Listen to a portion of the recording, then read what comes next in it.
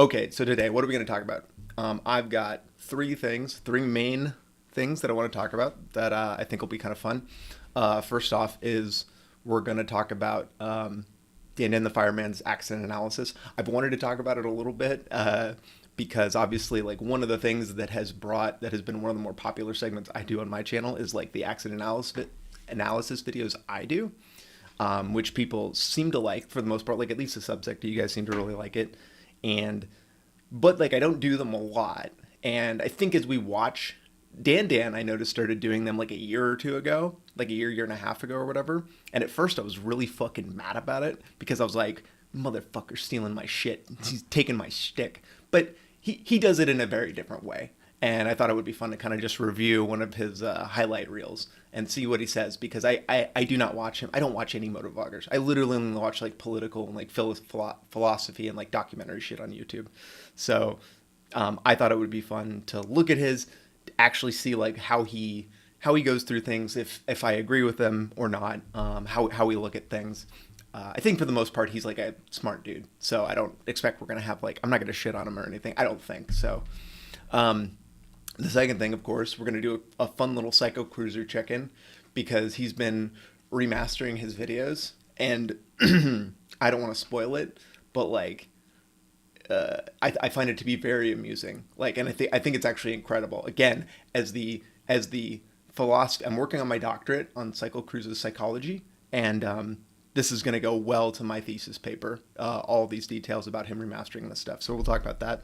And then there's a Fortnine video that came out recently, and I like Fortnine. Fortnine's like one of the few motorcycle channels that I watch, and I'm not bored by.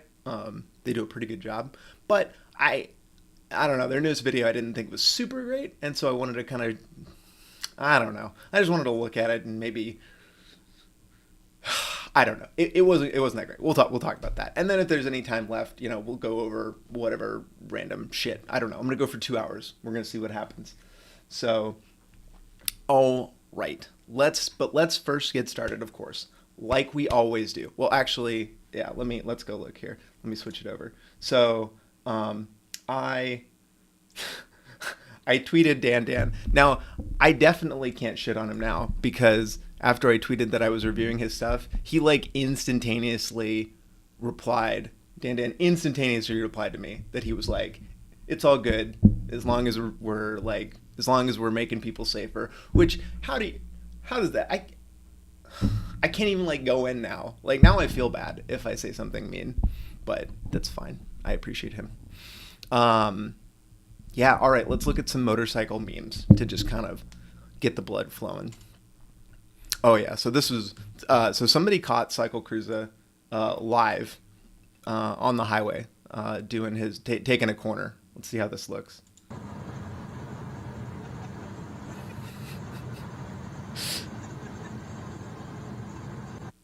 Now hold on. This isn't real. Like, this person isn't intentionally doing this, right? Like, this is obviously them just kind of like fucking around. Like maybe what they're doing is they're trying to test the limits of body steering to see if they can like make that happen. That's my guess. I don't think this person's like meaning to do that, but I don't know. Look, I do dumb stuff like this sometimes. Like I sometimes when I'm taking a corner on a highway, like I'll get really low just to like prep for it or whatever. You gotta have fun, man. Like I don't even want to really make much fun of this person, even though it does look goofy and ridiculous. Because I don't know, I want to have fun while I'm riding too. Is it? Is that a bad? It probably is, right? Because that toe being down.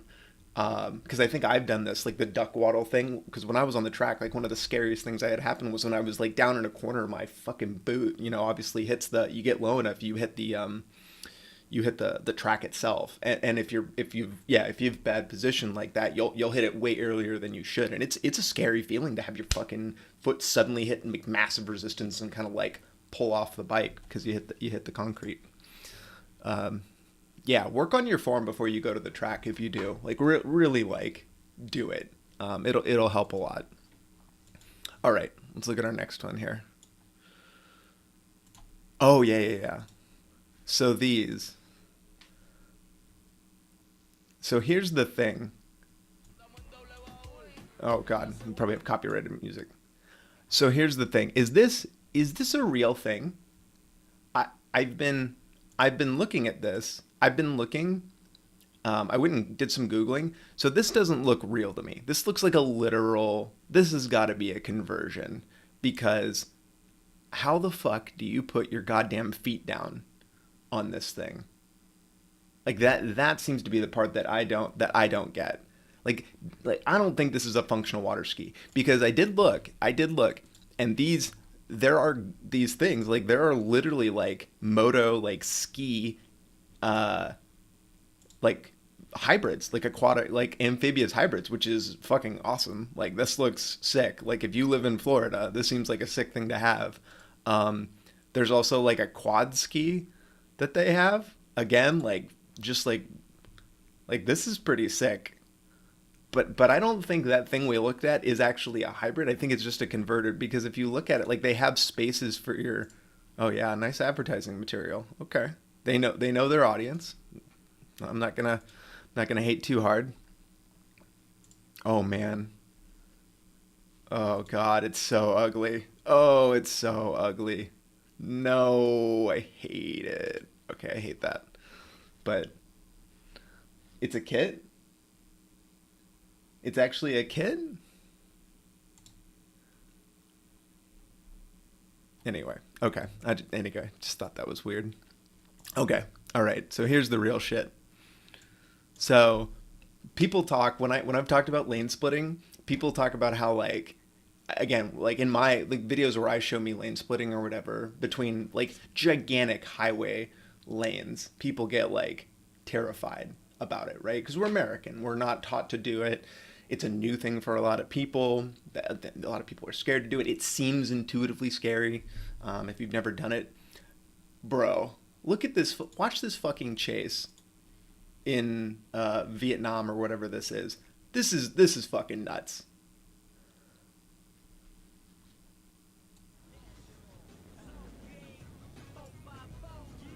Oh, this is more like copyrighted music. Look at how close these dudes are. Oh god. I don't think this is sped up. This doesn't look sped up to me. This looks like real fucking. Oh, god. Okay, this gives me fucking sweaty palms, dude. Because there is just no. Because this guy's like chasing this dude in front of him. Oh, he did it. He did it. Oh, but he's not done. He's not done. He's not done. Oh, that was his backpack. So here's the thing though. Here's the thing that kind of makes sense to me, right? When there are so many vehicles jammed in, and again, nobody's really following stop signs, nobody's like all the street signs and stuff are just suggestions.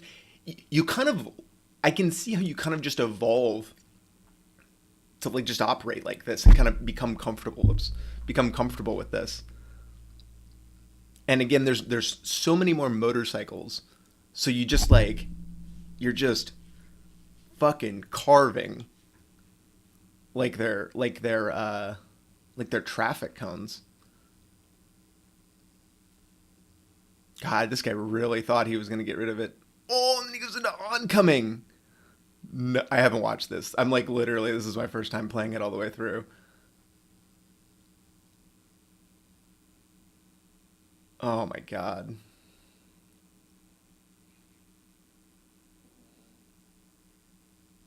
He's not hit though. I mean like he's been going for 2 minutes like this.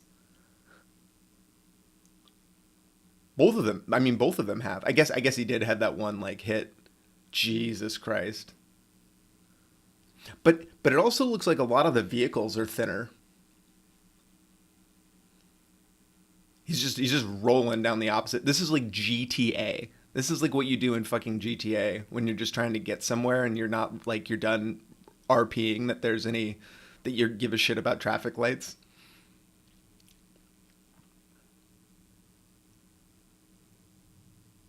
How does this end? Oh,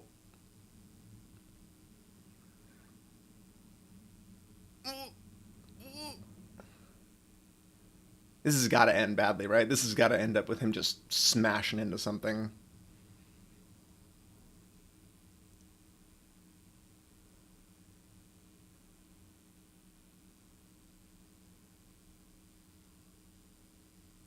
Oh, there it is. Yep, there it is. What did he just? Oh, poor guy. Poor guy. Anyway, how do you guys I don't think it's one. I don't think it's 125 speed. Like, look at like as he gets up. That seems normal speed to me. That seems very normal speed. Anyway, this is why when like again like pretend we're not like these people chasing like look at how packed in these bikes and stuff are. Like as an American, like I get how, again, this just seems totally insane, but other countries make it work. And, a lot of them are on low powered scooters. They're not going that quickly because there's so much traffic. Like, what if we just legalized lane splitting? What if we didn't get this far where we kind of just ignored every traffic piece? But what if we just started by legalizing lane splitting? Like, because it works. It works. Other places do it. And yeah, they probably have more accidents. They probably I mean, if you have more bikes on the road, you're going to have more motorcycle accidents. Like, that's just how it's going to work statistically. But, you know, we can do it. Anyway. Okay. Oh man. I want to tell you this. I hate every title. I hate the phrase play stupid games, win stupid prizes. I hate it. It's so condescending to me. Because again, as we ride motorcycles, right? It's just one of those things where it's like, okay, well, a lot of people think I'm dumb because I'm willing to get on a bike instead or not wear gear or whatever. And I hate it. Anyway, let's see.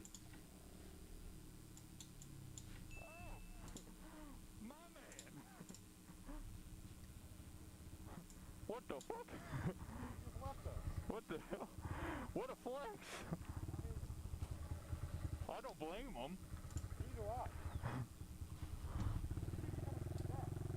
I. Oh, we're coming up here. Hold on. We're coming up. Look at little Grommies. Grom wheelies.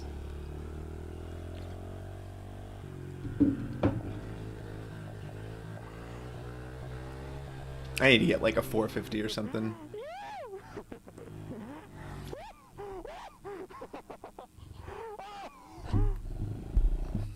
Lays it down. Oops.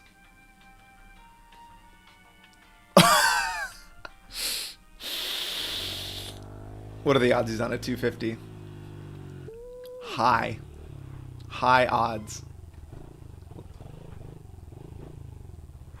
Or I guess 250s don't exist anymore. Uh-oh. Uh-oh. Is that his brain? Is that his brain on the side of the fucking thing? I didn't do an NSFW warning. Doesn't look like it. Oh, hey, at least he's wearing all the gear, right? At least he's wearing all the gear. You all good, man?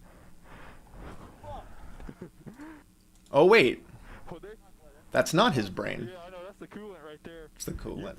It's the coolant. I had that happen one time when I fucking smashed my Kawasaki and saw this fucking green shit or whatever. I don't remember what color it was, but he looks fine. This is the thing, guys. Again, this is the thing, right? You can do really, really dumb stuff with no gear on and just survive. Like, yeah, I mean, like, theoretically, like, terrible things can happen, but you can live. You can smash into a pole and survive just fine. But fortunately, he landed on mostly grass, so that's obviously good luck. But this dude looks like he's probably an expert. Probably spent a lot of time practicing in the lot. Here goes the front end on it. This is the shittiest part that I will never forget about wrecking my bike. It wasn't being hurt. Like, that wasn't the thing. Like, getting scuffed up and stuff. Like, and obviously I didn't break anything. Like, I just had like scuffs and shit on my knees and legs and stuff. This was the shittiest part, was having a bike that was totally fucked and then needing to like work out the logistics of getting it home, getting it fixed. What am I going to do with it? Do I sell it? It's fucking worthless now. You know, nobody's going to buy a fucking smashed ass bike. It's pretty shit. It's a pretty shit feeling. That's what that's what I remember about crashing is like this feeling of just like like total your bike's just totally smashed. And it sucks. The only way it gets worse is if you is the feeling you get when you go out to your parking lot where you know you parked your bike in your apartment complex and it's not there, and you just being like, did I park it somewhere completely different? I must have just parked it somewhere completely different. And then you slowly realize that it was stolen, and that's like the second worst. That's like the worst feeling. Hey Nick, you want to stay here? Anyway. Good man, he didn't die. Congrats. 10:18. Okay. We're gonna do, let me do one more meme and then we'll get into the main thing. Okay, this is all I'm gonna say. I've talked about how I don't really like the phone mounts and stuff because I just don't like looking at my phone. Like I don't because I've been riding so long. Like when I first started riding, like phones didn't have GPS. Like that's how fucking old I am. So I kind of just got used to like memorizing directions or like certain, you know, street names and stuff, and just kind of like working out where I need to go from there. But a lot of people I know that have started riding, like they're kind of used to GPS. Like it's just a thing they want, so they want to have it on there all the time. Like you can see this guy's GPS. But this is part of the reason. Is like I do have this fear that I'm just going to be rolling and that shit's going to just fly the fuck off. And, you know, you might get it back. You might, but I mean, and you can see that this guy's post like rolled off and stuff. And I think these RAM mounts, like that's not an off brand. That's like a really popular brand of these fucking mounts. Yeah, I mean, it's just in my pocket at all times, you know, playing tunes. All right. Okay, we'll skip this. Oh, okay. This is the last thing I wanted to make fun of. So this is Snowcat. This is one of the people I did an accident analysis on when this dude was down in California riding some other dude's bike and totally like got like cut off and just didn't turn. It's like accident analysis, I think 5 or 6 or whatever. You can go look at it. I think it's very interesting to me that like moto vloggers are feel the requirement to be like dangerous like stunt riders. Like they feel pressure to do that for some reason. I think it's because you know, they want to cultivate an image is what it kind of feels like to me. But here, check this out. Here's what I'm talking about. That's not a very good wheelie. Let's look here. Sorry, let me turn I think the sound's a little high.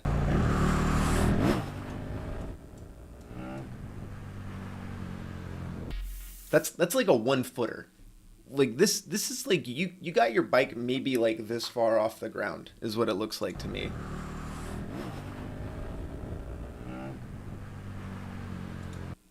Like I'm not good at wheelies. I'm not. I don't pretend to be. I do like shitty chasers. But like you don't have to do it, man. Like you don't need to show that off. But like that's how he enters we entered the video with him doing a wheelie. It's very strange. And then later in here, he kind of talks about how he feels. Here. Security's here.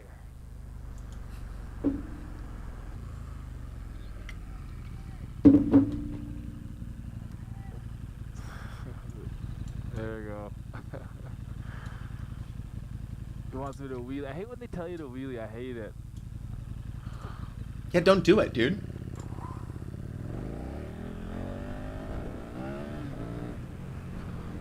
But you still gotta do it when they stand and watch. You still gotta do it. Man, oh. What seems strange to me is, again, like if that's all I could do, I wouldn't do it. I would just ignore them because I wouldn't want to do like a little like 3-incher. Like, and I like practice like lower speed ones.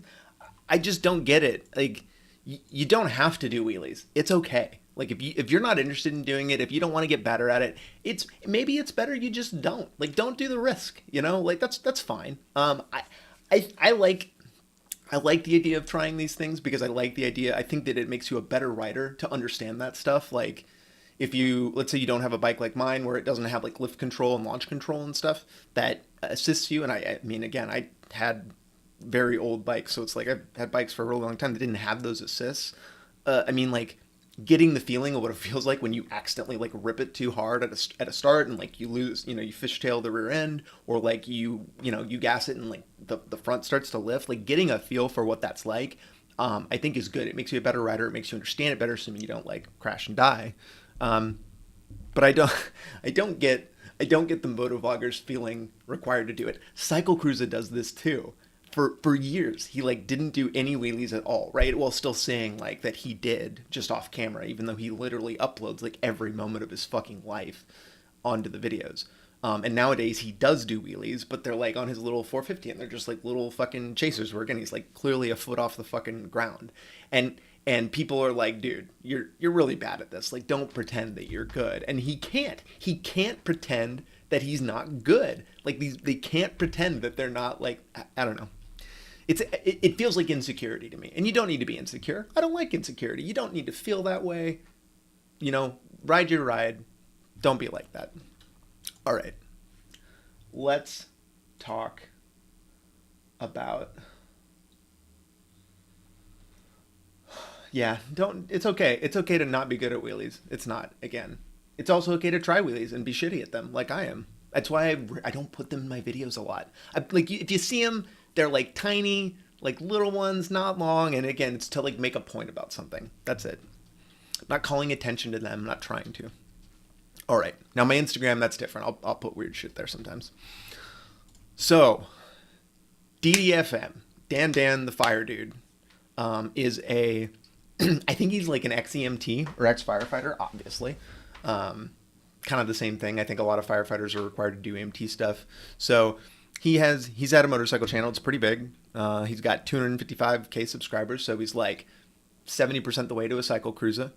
Like I said, he started doing these kind of like live stream level accident analysis as opposed to the things that I did.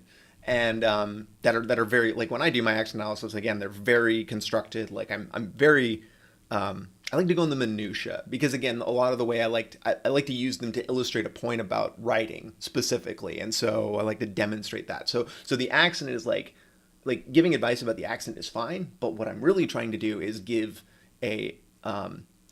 teach something about writing. So we're going to look at, he does these like just gigantic, like 2-hour streams, I think. Again, similar to me, except for just, I mean, he's more consistent. I'm sure this guy is now like a professional, like full-time YouTuber at this point with 255,000 subs. And he's got sponsorships and stuff. Like this is his full-time gig. It has to be. Or if he has another job, like it totally isn't relevant. But yeah, so he does these, and then I think he clips them into like 13-minute videos. So we're just going to watch this 13-minute video and kind of, he does 6 of them. We're going to look at it. I'm going to see what I agree with and what I don't. Stay to the end of the video to figure out how to enter and win. We'll see. We're going way too fast. Chevrons, not paying attention. Oh, looks like he might have tapped the brick. Oh. Is this a sincere reaction? I can't tell. I feel like it's not, but that's okay. I mean, make it entertaining. It's okay. I don't want to shit on how he does it. You can easily get impaled on one of those sticks, branches. All right, so we're going to be riding with our friends. Do you think ego? Maybe ego. We're going to pass people on a solid white line. Should we be doing that? Nah, not really. But why should we not be doing it? Not because it's illegal, or not because we're going to have legal consequences. And it's nice. Safe. That's weird. I wonder if that's his name. It's because we have a turn coming up. So when we are passing right here, we're not prepped and ready for the turn. We're trying to pass somebody. We're not trying to turn. We're trying to pass somebody. So where are your priorities? So there's that sharp turn to the left. You see the chevrons. Now we're going to have to swerve back into our lane to go this way. We're not prepped and ready. We're not doing slow look, press, and roll. We're not doing what we're supposed What is to be this? Why did we zoom out to that? I So don't he know what that slams is. the brakes right there. There's that jostling, right? Smooth inputs. The jostling going into the bike. We're going forward. We're not committed to the turn. We're not prepped for the turn. We're prepped for the passing. Our buddy passed. He's able to make the turn. Why was he able to do it? Because he did it before you, and now he was able to set up for the turn before you. You're riding late. You're riding. It's just too many problems. Ride your own ride is one of the biggest things here. So this is when we start to go off by one angle, and we put our arms out. Imagine if this was just the edge of the cliff. Thankfully, it wasn't. Possibilities of a lot of injuries right there. So broken arm, broken collarbone, lacerations, getting impaled. Super lucky. We got intersection. Okay, so overall, this is good. I think the thing that I realized watching some of his stuff was that this format is very good in the sense that you can get a lot of them done quickly, right? Like, my fucking videos are like 15 minutes, and they go over one. This is a good format. I think I'm pissed off because I think he does it better. Like, this is a thing I didn't think about doing, and you know, retrospectively, like he has upgraded the format. I agree with him. I agree with him in a lot of stuff, right? Yeah, like, this guy, like, clearly, like, took this late. He was trying to chase his buddy. Should have been riding his own ride. I will disagree.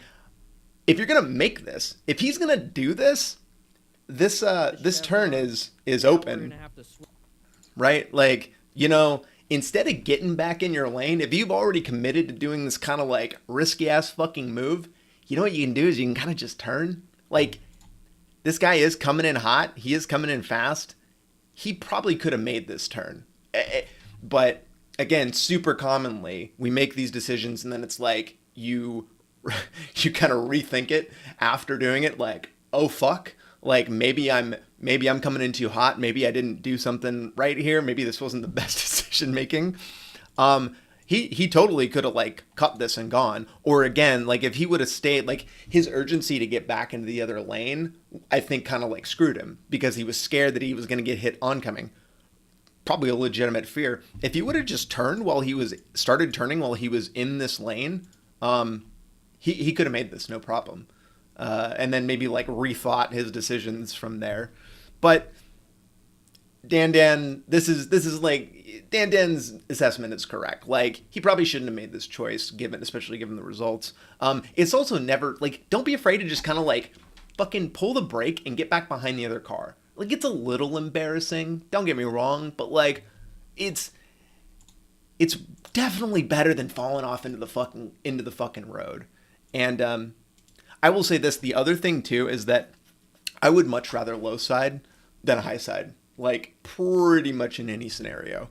So, like, the risk here as this guy's making this corner, you know, by going down too far and maybe, like, losing traction by being too fast, I would rather low side into that fucking guardrail than I would high side into God knows whatever, right? But that's a hard thing, and I think, again, people who are less experienced, I find, are more likely to high side because you just get scared wanting, like, going fast into that corner. Yeah, had a layer down. I'd rather had a layer down low side into fucking than that. All right. So far pretty good. I don't have any real complaints with what he says. He does focus a lot on the injury stuff. I've noticed that too. Like, a lot of it is describing, like, theoretical injuries you can have that often people don't have. Again, we get a lot of people focus a lot on injuries that are again, all of it is theoretically possible. A lot of wrecks don't have that many injuries. You don't instantly die when you fall off your bike. Like, I've had a lot of buddies that rode, and, like, I watched them we were doing dumb stuff, and we've, like, crashed into fucking, like, medians and shit, and, like, yeah, you fucked up your bike, but we pretty much always walked away, and we did not wear a lot of gear. We wore jackets pretty much always, and helmets. Always helmets. I'm never not gonna wear a helmet, but that's because I don't want fucking bugs in my goddamn eye. Unlicensed, uninsured. I don't care. Okay. Care. Oh, yeah. Okay, sorry, we're on the second one here. Maybe side of the vehicle. There it is. Side of the vehicle. Broken right arm, 5 stitches under left eye. Driver was 20 years old, leaving the liquor store, unlicensed and uninsured. Driver was 20 years old, leaving the liquor store, unlicensed, uninsured. I don't care. Don't care about this part. I care about this part. The right arm, 5 stitches under left eye. How did we get stitches under the left eye? Were we wearing full gear? I don't know. A lot of cruiser riders don't want to. I'm not saying he wasn't. He's got good microphone technique. He brings it with him. I'm taking notes. But I'm trying to figure out how he got it here because there's nothing that covers the eye portion. So maybe he had the lid up. I'll give him the benefit. The lid up and something poked him in the face. Right here, what we see is we have natural indications that it's going to be an intersection. We have man, saying, he's got like a hey, paint format too. Fuck. We also have all the intersection stuff. So if we have an intersection, we should be going from yellow stage to orange stage. Orange stage, we're prepped and ready for anything. Now, what happens in intersections that we need to be prepped and ready? It's going to be the left turners, pedestrians, mergers, and then also path of travel violations for anybody that wants to pull out in front of us. So that could be right turners or left turners. I don't want to have to look for so many different factors. What is this format? Why does it pull out do to all a these things. I'm desk? just going to go with my firefighter brain. I need color codes and shapes. I'm automatically, now that I know this, going to orange stage. That means I'm prepped and ready, and I'm constantly looking for escape paths. Where am I going? That's all I care about. Once I get out of the intersection and it's safe to do so, I will be going back to yellow stage. So this is what I'm looking for. I'm looking for this person if they were stopped and ready to turn, but they're not. I'm looking at this person next and that person next over here. But the one that could get me the soonest is this one right here. Okay, the intersection looks kind of clear, so I'm good. I'm concerned about this one because I see that shape. I see that pattern. All right, roundabout, same thing. So, I agree with all this. This is a fucking based ass take. I fucking hate when people give some fucking excuse about like this person illegally pulled out in front of me. Shut the fuck up. Are you fucking kidding me? Bro, I just watched you drive into a fucking car that you had 3.5 minutes to stop before. Like, holy shit, are you kidding me? Like, look at how far this fucking car is in front of this dude. And you're gonna complain about them not being what does them not having insurance have to do with you? You don't know how to use your fucking brakes or your eyes. I like how he brings up like all the extra traffic signal shit. Like, hey guys, there's this thing. Whatever the fuck this is here. Like, I never need a sign to tell me. If you need a sign to tell you that there's a light coming up, you are blind. You need to get contacts. You need to get glasses. You need to get one of those fucking canes to put outside your fucking motorcycle to like touch shit around you. Like, you shouldn't need a sign fucking 40 feet before the intersection, the light.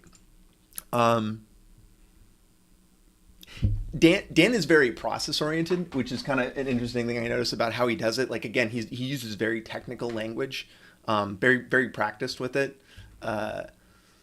Definitely not the way I would describe it to somebody who's, I'm just having a casual conversation with. But this is also like, this is the type of accident that I don't analyze to me. Like, I don't even look at it. I don't make a big thing out of it because it seems so fucking obvious. Like, why do you need me to tell you that you fucked up by not braking before hitting a car like that didn't see you? You shouldn't need me, man. Like, that's pretty rudimentary. And a lot of the accidents I see are so obvious like that I don't analyze it because what am I going to say? I'm not going to say this over and over. I'm not going to say, hey, open your fucking eyes over and over. Okay. I see that pattern. All right, roundabout, same thing. Intersections, be careful. He did head checks. Very good. Very good, doing his thing. Oh, what happened? Oh. Throttle cable screwed up? Nice meme. Oh, man, this is an 09 R1. This is an 09 R1. Or, sorry, an 09 to, like, 2014 or whatever, whenever they stopped the bug-eyed look. Okay. You guys know how to lift your bike, right? Because this right here is almost as embarrassing to me as laying your bike down. If you're going to lift your bike, use your fucking back and squat. Didn't they teach you? Fucking... Get get back, put your back to the bike, right? Because you're going to do a squat. Put your arms, get a nice fucking grip on it, like grab your like handlebar or whatever, and grab like something else, and do a squat and lean it up. Don't fucking do it like this. A lot of you guys, like, look, I fucking work out, okay? Like, I fucking work out. I grab this right here, and I just do squats like this all the time, okay?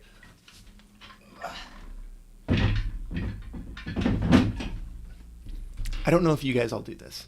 Maybe you guys don't do this. Maybe you're not practiced as much. But doing it like this from the front, like you don't have a lot of leverage, like your body's in this weird spot, okay? I know you guys all know this.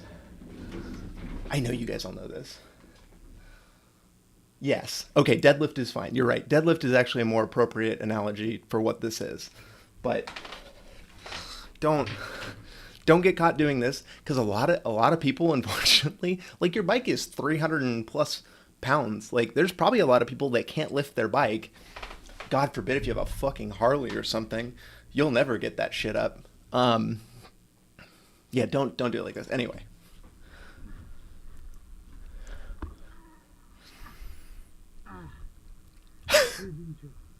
Oh man. Hopefully he's okay. It's probably fine. He's probably fine. All right, so going through the intersection, he was doing his head checks, did everything great. That right there, did you hear that? That was a downshift. That's not a downshift. I've had 3 of these bikes. I know these bikes like the back of my fucking hand. Downshift? It wasn't. So That's okay what though. happens there, maybe he let out the clutch a little bit too quickly right around here. So that it did a really bad downshift and it caused that rear tire to slip a little bit. Who knows? It could have been something in the road, but now we're kind of set up wrong. So what happens when we're in a lower gear and then we give it too much throttle? Lower gear, you're typically more torque. So that low gear now gave it a ton of throttle, lost traction on that rear tire low-sided. I'm gonna be honest.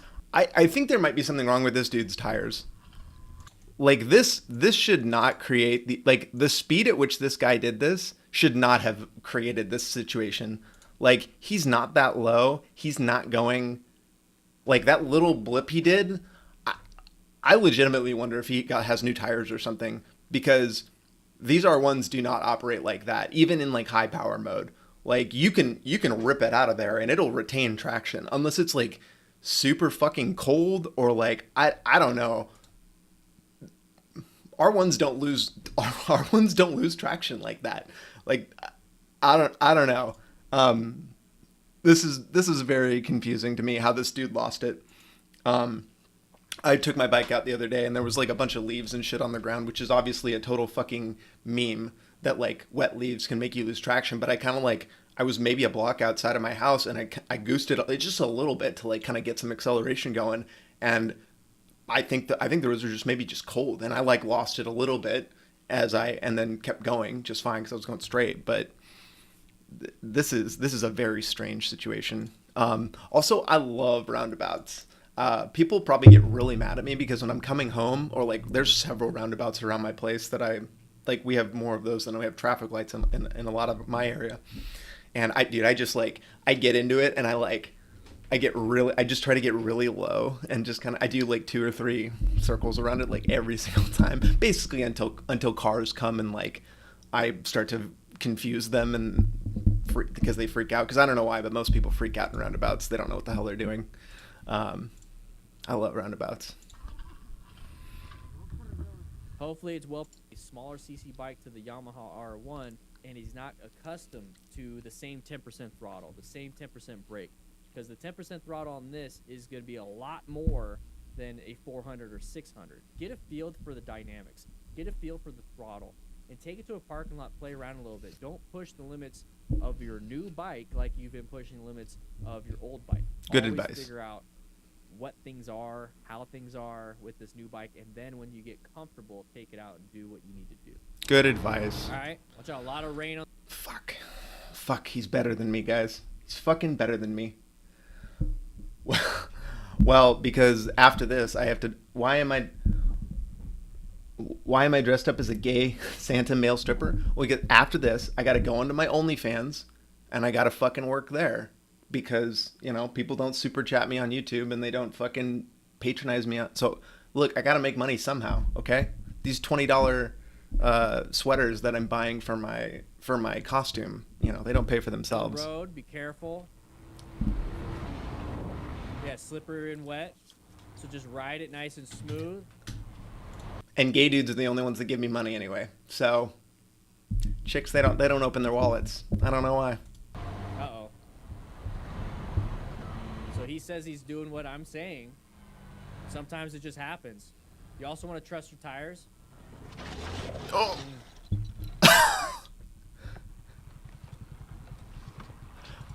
Okay, somebody explain to me. Do smaller bikes with smaller tires have like lower traction profiles because like their patches are smaller? Is that a thing? Like that's a thing, right? Like I'm noticing a lot of smaller CC vehicles like seem to have like stability problems at low speed. Is that because they're just like they just have like less traction, so you have to be a little more cognizant of them, or not? I see a lot of like small CC bikes. Oh, dude. So he's talking about the road is wet. You're gonna stop there? His tires walking in the corner. He's always taking the roundabout slow. If you're going into this thinking, okay, I gotta do all these things, all these things, you start to now have a paralysis by analysis. You're starting to like, ooh, what do I do? And you start doing the wrong things because you're thinking too much. Here's the thing: trust your tires. Your tires, if you've checked them, if they're in good shape, trust your tires. Your tires can handle the road. They're designed to handle the road. Oh, I actually had this one sent in. I think a lot of people too, I noticed they kind of bail pretty easily on their bikes. Like, yeah, slippery and wet. So just ride it nice and smooth. like it is wet out. Could be cold. So he says he's doing what I'm saying. Sometimes it just happens. You also want to trust your tires. It looked like a weird jerky motion. Maybe he lost traction. I feel like a lot of people, again, who aren't used to riding in the rain, they're not used to kind of that feeling of like slipping a little bit as they turn or as they do certain maneuvers. Like I have fucking spun my tire a bunch of times on my R1M, and like maybe it's the you know, the traction neutral and stuff that have helped me out. It's entirely possible. But even then, even before that, like I had other bikes that I remember like having small skid outs and stuff, but I never dropped it like that. Or I should say, it's been a long time since I've dropped it like that. Yeah, pick it up, but get the fuck out of the way. I'm gonna be real. Like his bike didn't turn off. Get the fuck out of the way. Don't stop in the middle of a fucking street, in the middle of a roundabout. I don't know. That's just me. That's me. That's from like the sports culture. You know, when you get hurt in a football field, like don't lay there. Don't lay there crying about it. Like get off the fucking field so we can start playing again. I don't know. That's just my mentality. That might be like toxic masculinity, but I feel like you should probably just get the fuck out of the way. They're designed to handle. I don't want to get hit though. Oh, I actually had this one sent in. It's gonna rear end. Oh! What do you think happened? Guys? The last second, he looked at the vehicle that just got hit. Okay.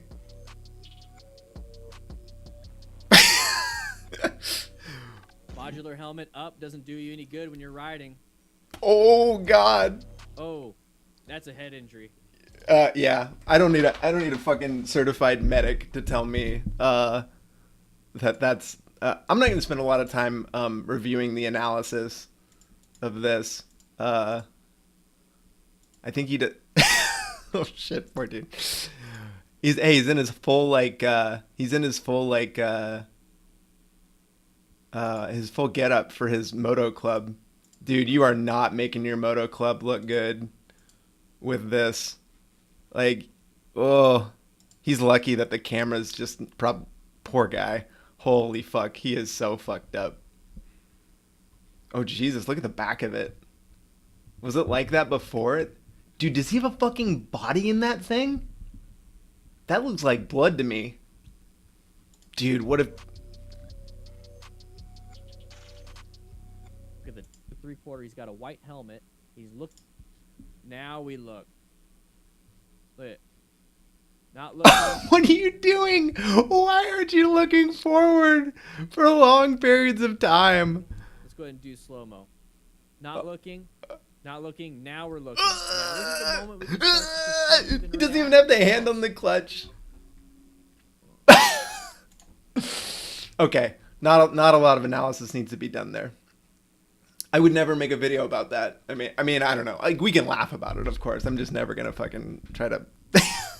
Have I ever said that your shoes fly off in a crash if they're not on you and they don't have good boots? This is why I have mid-calf boots. My boots won't fly off. They're too fast in the corner. Biker dressed for the slide and survive the ride. Okay. We're passing again right before a corner. We're not prepped and ready. So the guy behind passed at the right time. And there's the high risk, high skill. We did that for why? Well, you did it because you didn't think you were gonna wreck. Of course. Why did we do that? Because it's cool. Biker slid for over 120 feet. Ooh, you could easily slice yourself up.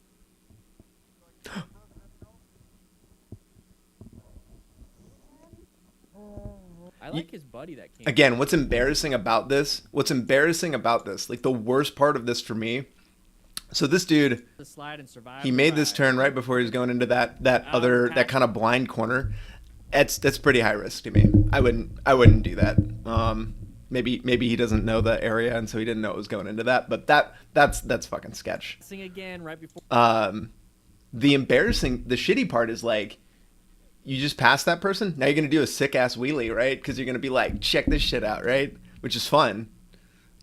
But this is not fun. This goes from fun to nightmare scenario because now you got to get up in a really embarrassing way, and like those people are like, they're not gonna think you're cool.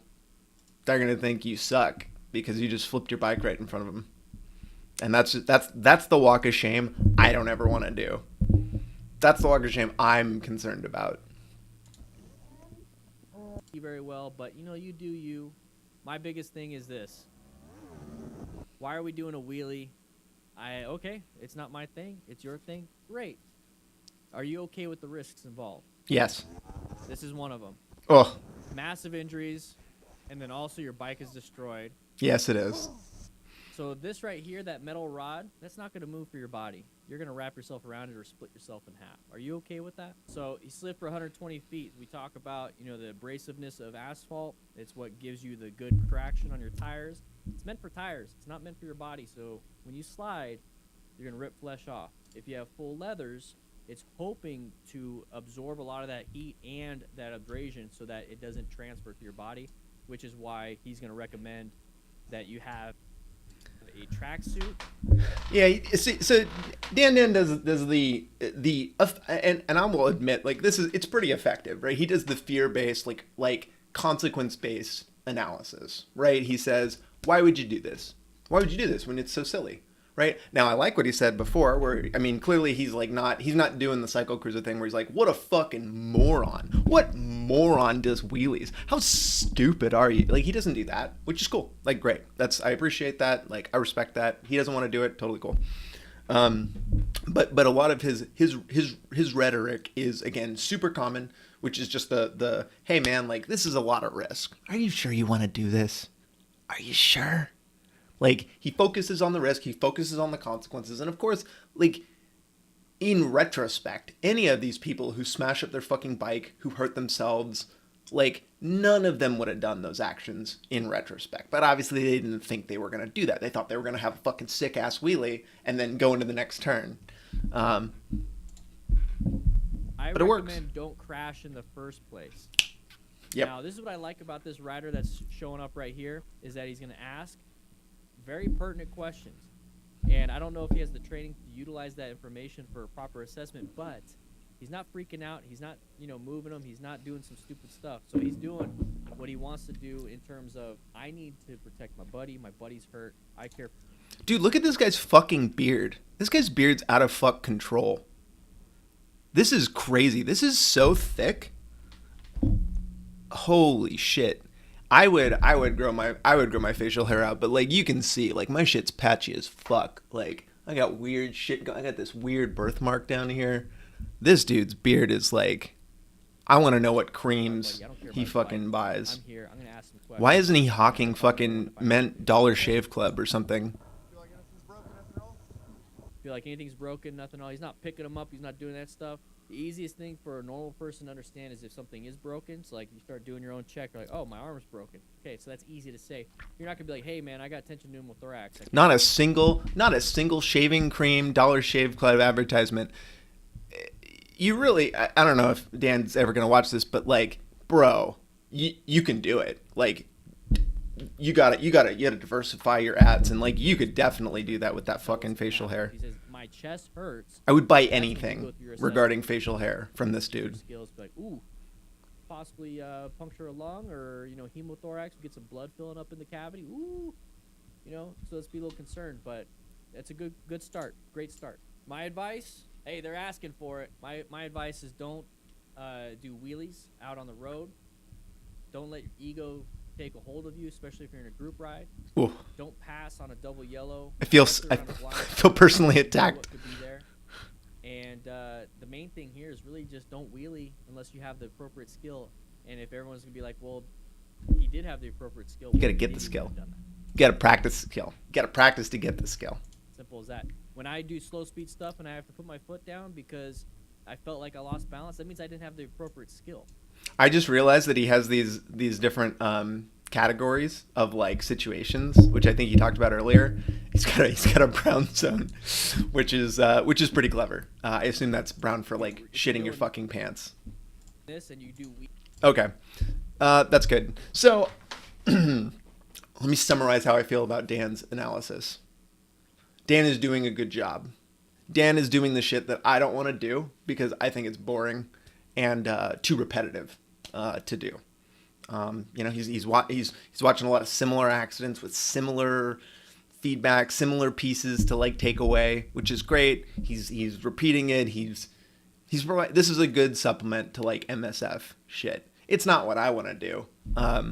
And that's why I probably will never, I mean, maybe, I don't know. Again, like I like to do these meme streams. I don't want to like do an entire like accident analysis stream where I just repeat soup or similar feedback. It's just not my priority. So good work, man. Good work, Dan, man. All right. Next segment. What do we got? Did I miss anything in the chat while I was gone? You met Dan and he just had a mustache? That must have been like 7 years ago. Watched Dan a bit before, but got pissed off because it was often very preachy and judgmental. He brought up the fact that some dude had metal militia stickers and attributed that to his character. That is pretty cringy. I have heard somebody in my Discord, I don't think she's here, but she mentioned that Dan was pretty like conservative in like how he rides and very kind of like judgmental. That wasn't that judgmental to me. Like that's pretty reasonable. All that feedback seemed pretty reasonable. You used to work for him? What the fuck? Doing like when he was a fire dude, or like was he for him, not with him?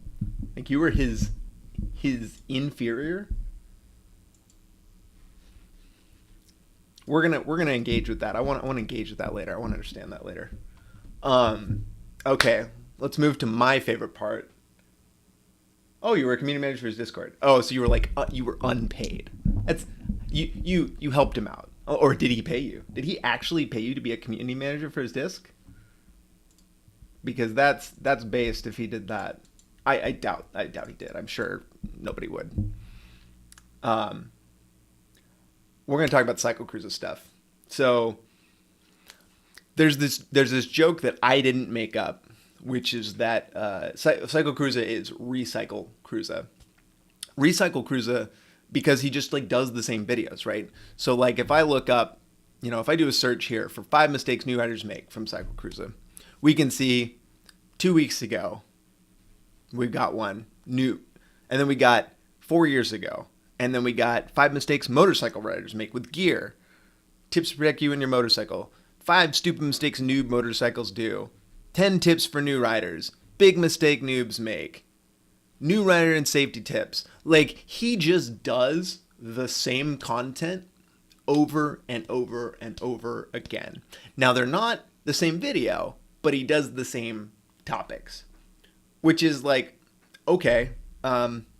I don't like, I've watched some of them. They're not really that unique in all reality. Like, they feel very similar. And because he doesn't usually stick to a specific topic in any of his videos, like, he definitely like goes on tangents a lot of the time. Like, if you watch 5 or 6 of his videos, you'll literally hear 25 to 30% of the same thing. Cause it just kind of like, he just is kind of off the top, but he's doing it different now. Now he is literally re-uploading the same videos. He's effectively doing the George Lucas remaster, as of the last couple weeks. So this video right here, top 5 mistakes new riders make, right? Let's just take a quick look at this video. Here's the one from, okay, no, sorry. 5 mistakes new riders make, uploaded April 14th, 2019. Let's take a look. You don't want to do this either. You don't want to be a douchebag out here and blow by these guys. Bye-bye! And in this video, I'm going to give you 5 mistakes that new riders usually make. He's got his Aprilia, right? His Toronto, right? This is like a year and a half ago, right? Let's look at this video, uploaded December 3rd, 2020. You don't want to do this either. You don't want to be a bag out here and blow by these guys.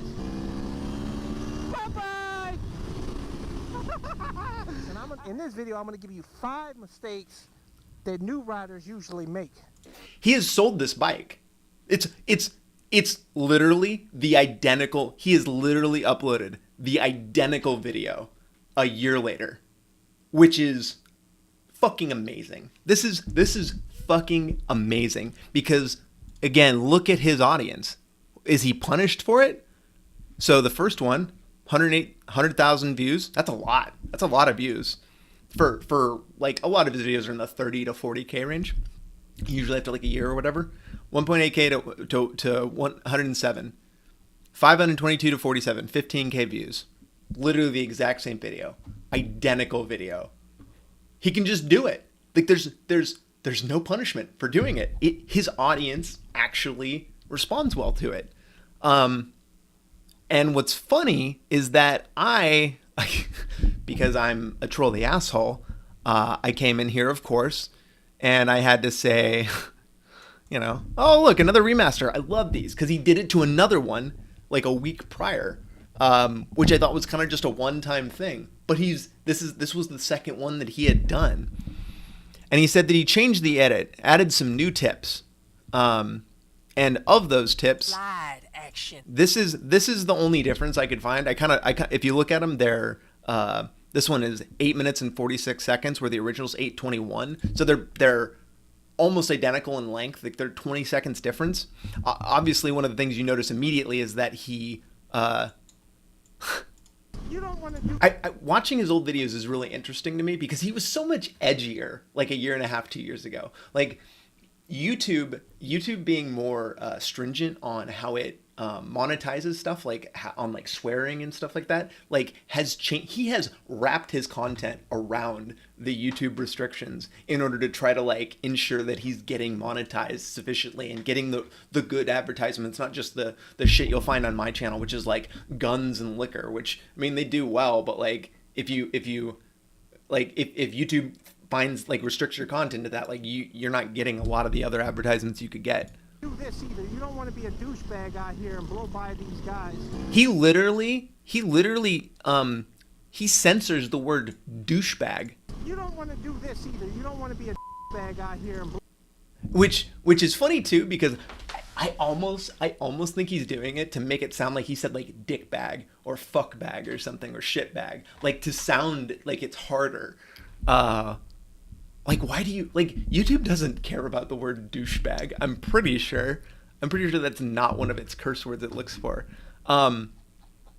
But yeah, so the piece he added here was Slide action. this. It's going to help you bosh corner and ABS like this bike has. Even then, I'd say don't brake in the corners. Don't do it until you gain some skills, man.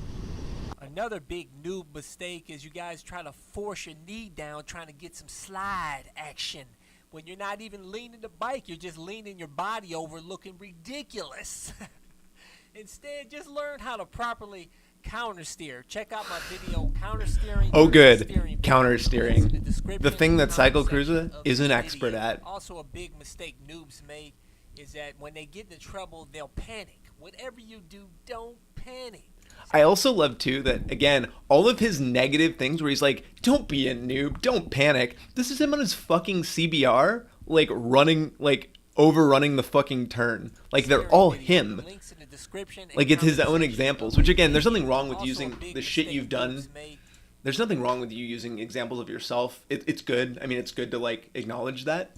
Is that when they get into trouble, they'll panic. Whatever you do, don't panic. But I don't really think he wants to acknowledge that he makes mistakes like this and that he is that, like, kind of and always make sure noob you're using the front and rear at brake riding. together, always. But another... That's it. That's the whole thing he added. He added that. And that is him adding some new tips, which, again, are two things that he's had whole videos on, like, in the past, whatever, probably the last fucking 2 months. I think he's had videos on specifically like noob shit. Tank Slapper, this is another one that he re-uploaded, which is interesting. Now, again, I love it because I've got a great Tank Slapper video that, like, gets a lot of traffic from him. I just, again, find it super, super interesting that he just re-uploads the literal same videos. And he's a genius. I mean, the dude is not an idiot. Like, if he's able to do this, if he's able to literally re-upload the identical video, the dude has hundreds of videos. Like, if he could do every, like, fourth video he did was just a re-upload of something he did with, like, maybe an hour's worth of effort into it and remonetize that in a better way, that's an insanely smart play if it continues to build him an audience. Now, the thing I've noticed about CycleCruza, though, I don't know if you guys understand the Social Blade. Social Blade's like a social analysis, analyze like YouTube and Twitter and stuff. His video views have kind of been dropping, even though he continues to build subscribers pretty consistently. His actual, like, monthly YouTube videos views are down. Like, they're down yearly. You can see, like, 1 million views a month in July of 2018. And in the last couple months, he's hitting almost half that, which is not great.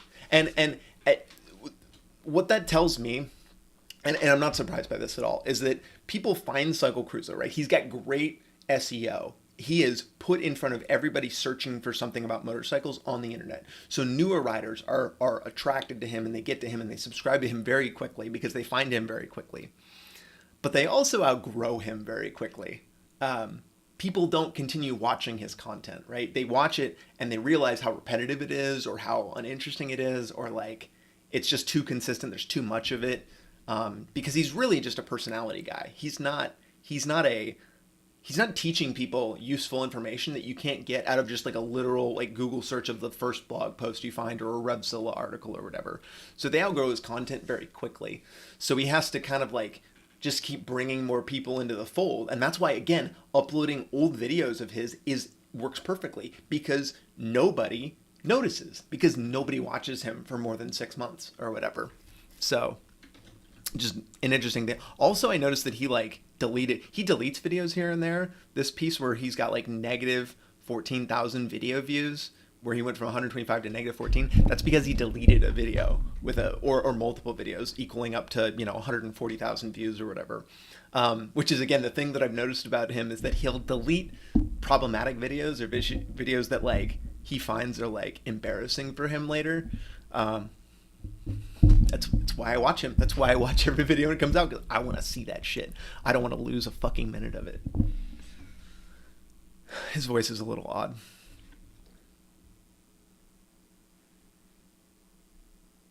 No, it was a volunteer. his channel is an allegory for Holly. Why is Dan the Fireman's, or are you saying CycleCruza's?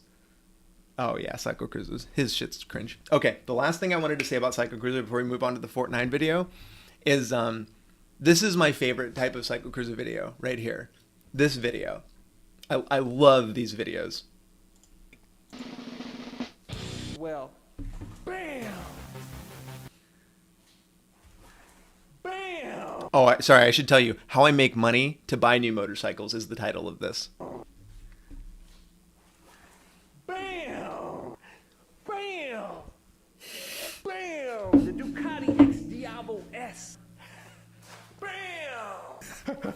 Without further ado, bam! Some of you guys always ask me, CycleCruza, man, how do you get money for these new motorcycles? So he buys a lot of bikes.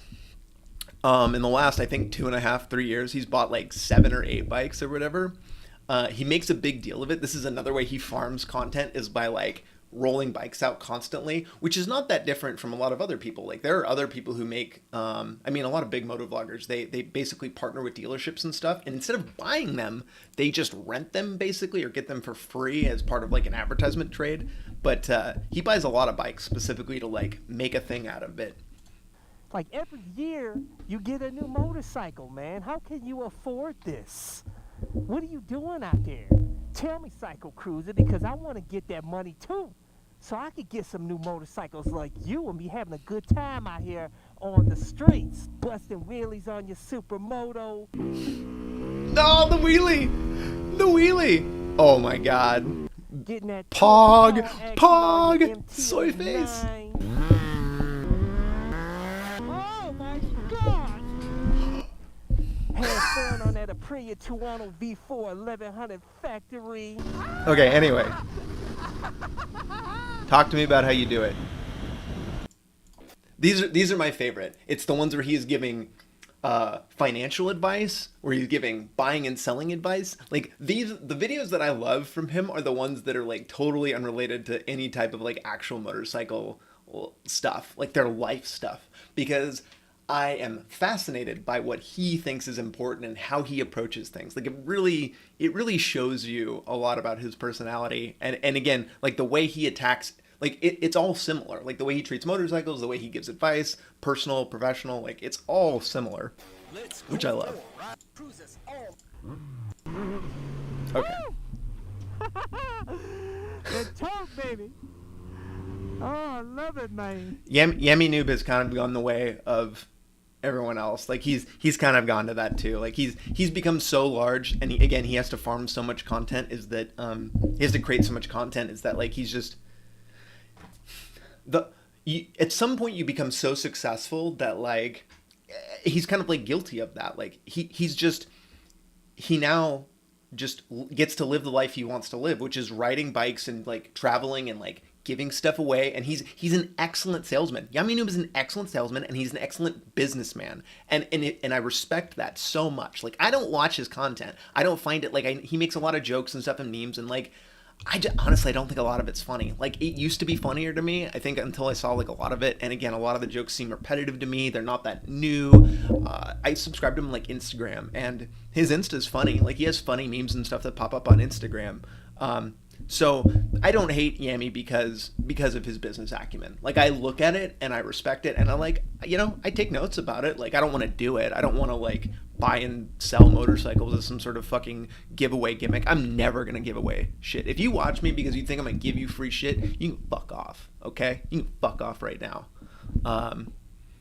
Actually, that's not true. I guess I gave like an Apple Watch to somebody in my Discord for free because it was really old, but that was not a giveaway.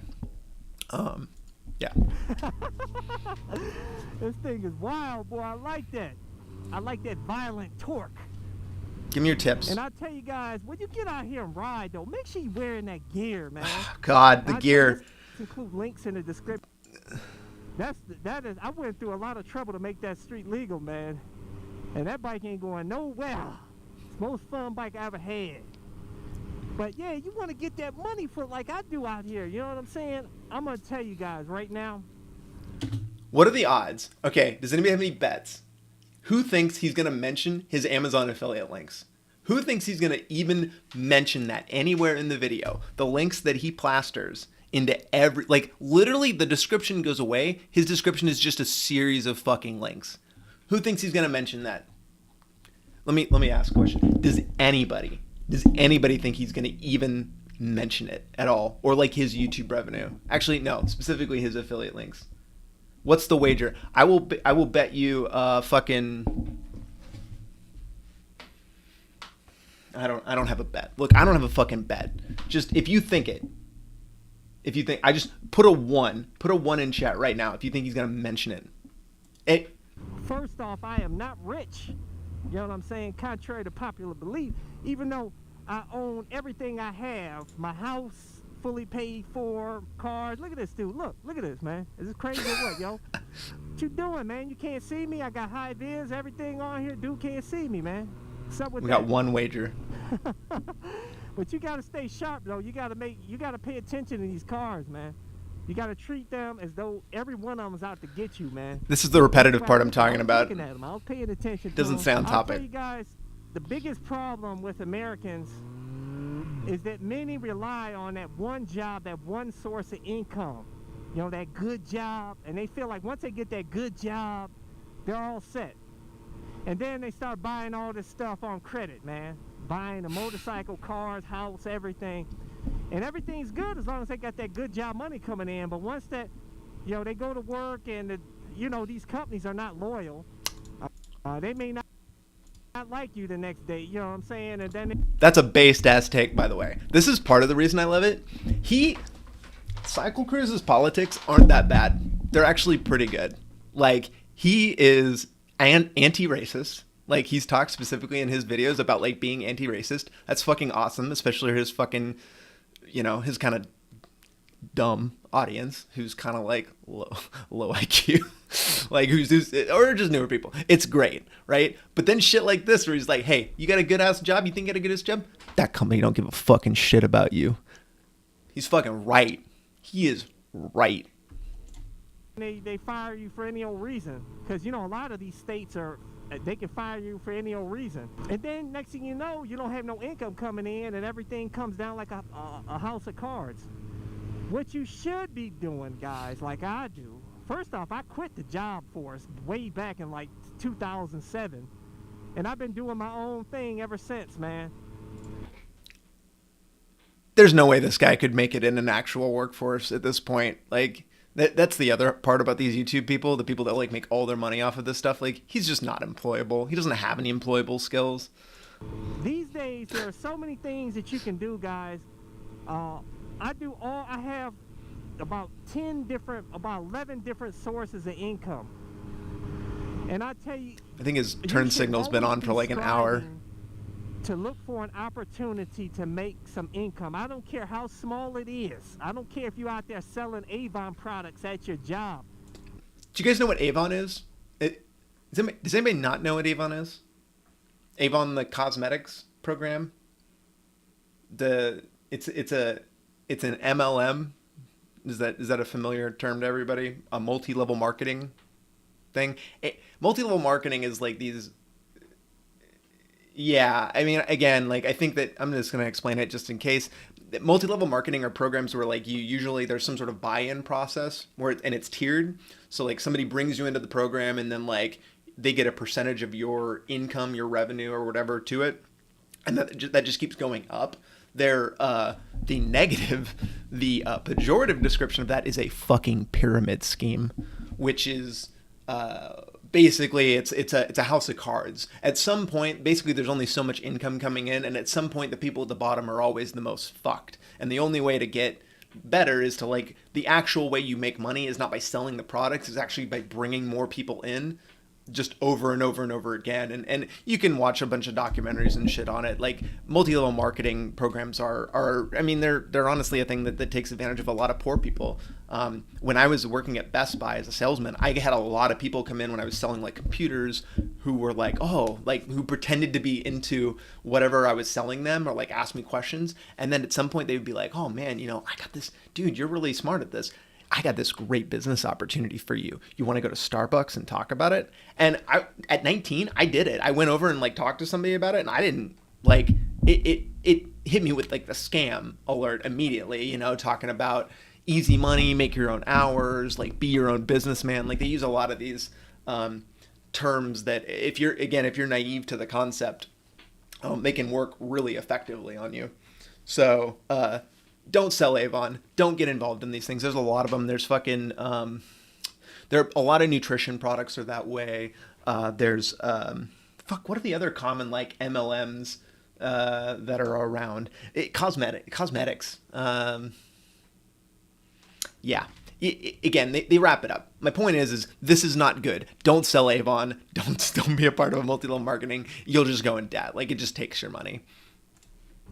You could. I know some people that actually make a good money selling Avon products, man. No, they Believe don't. it or not, some women They don't.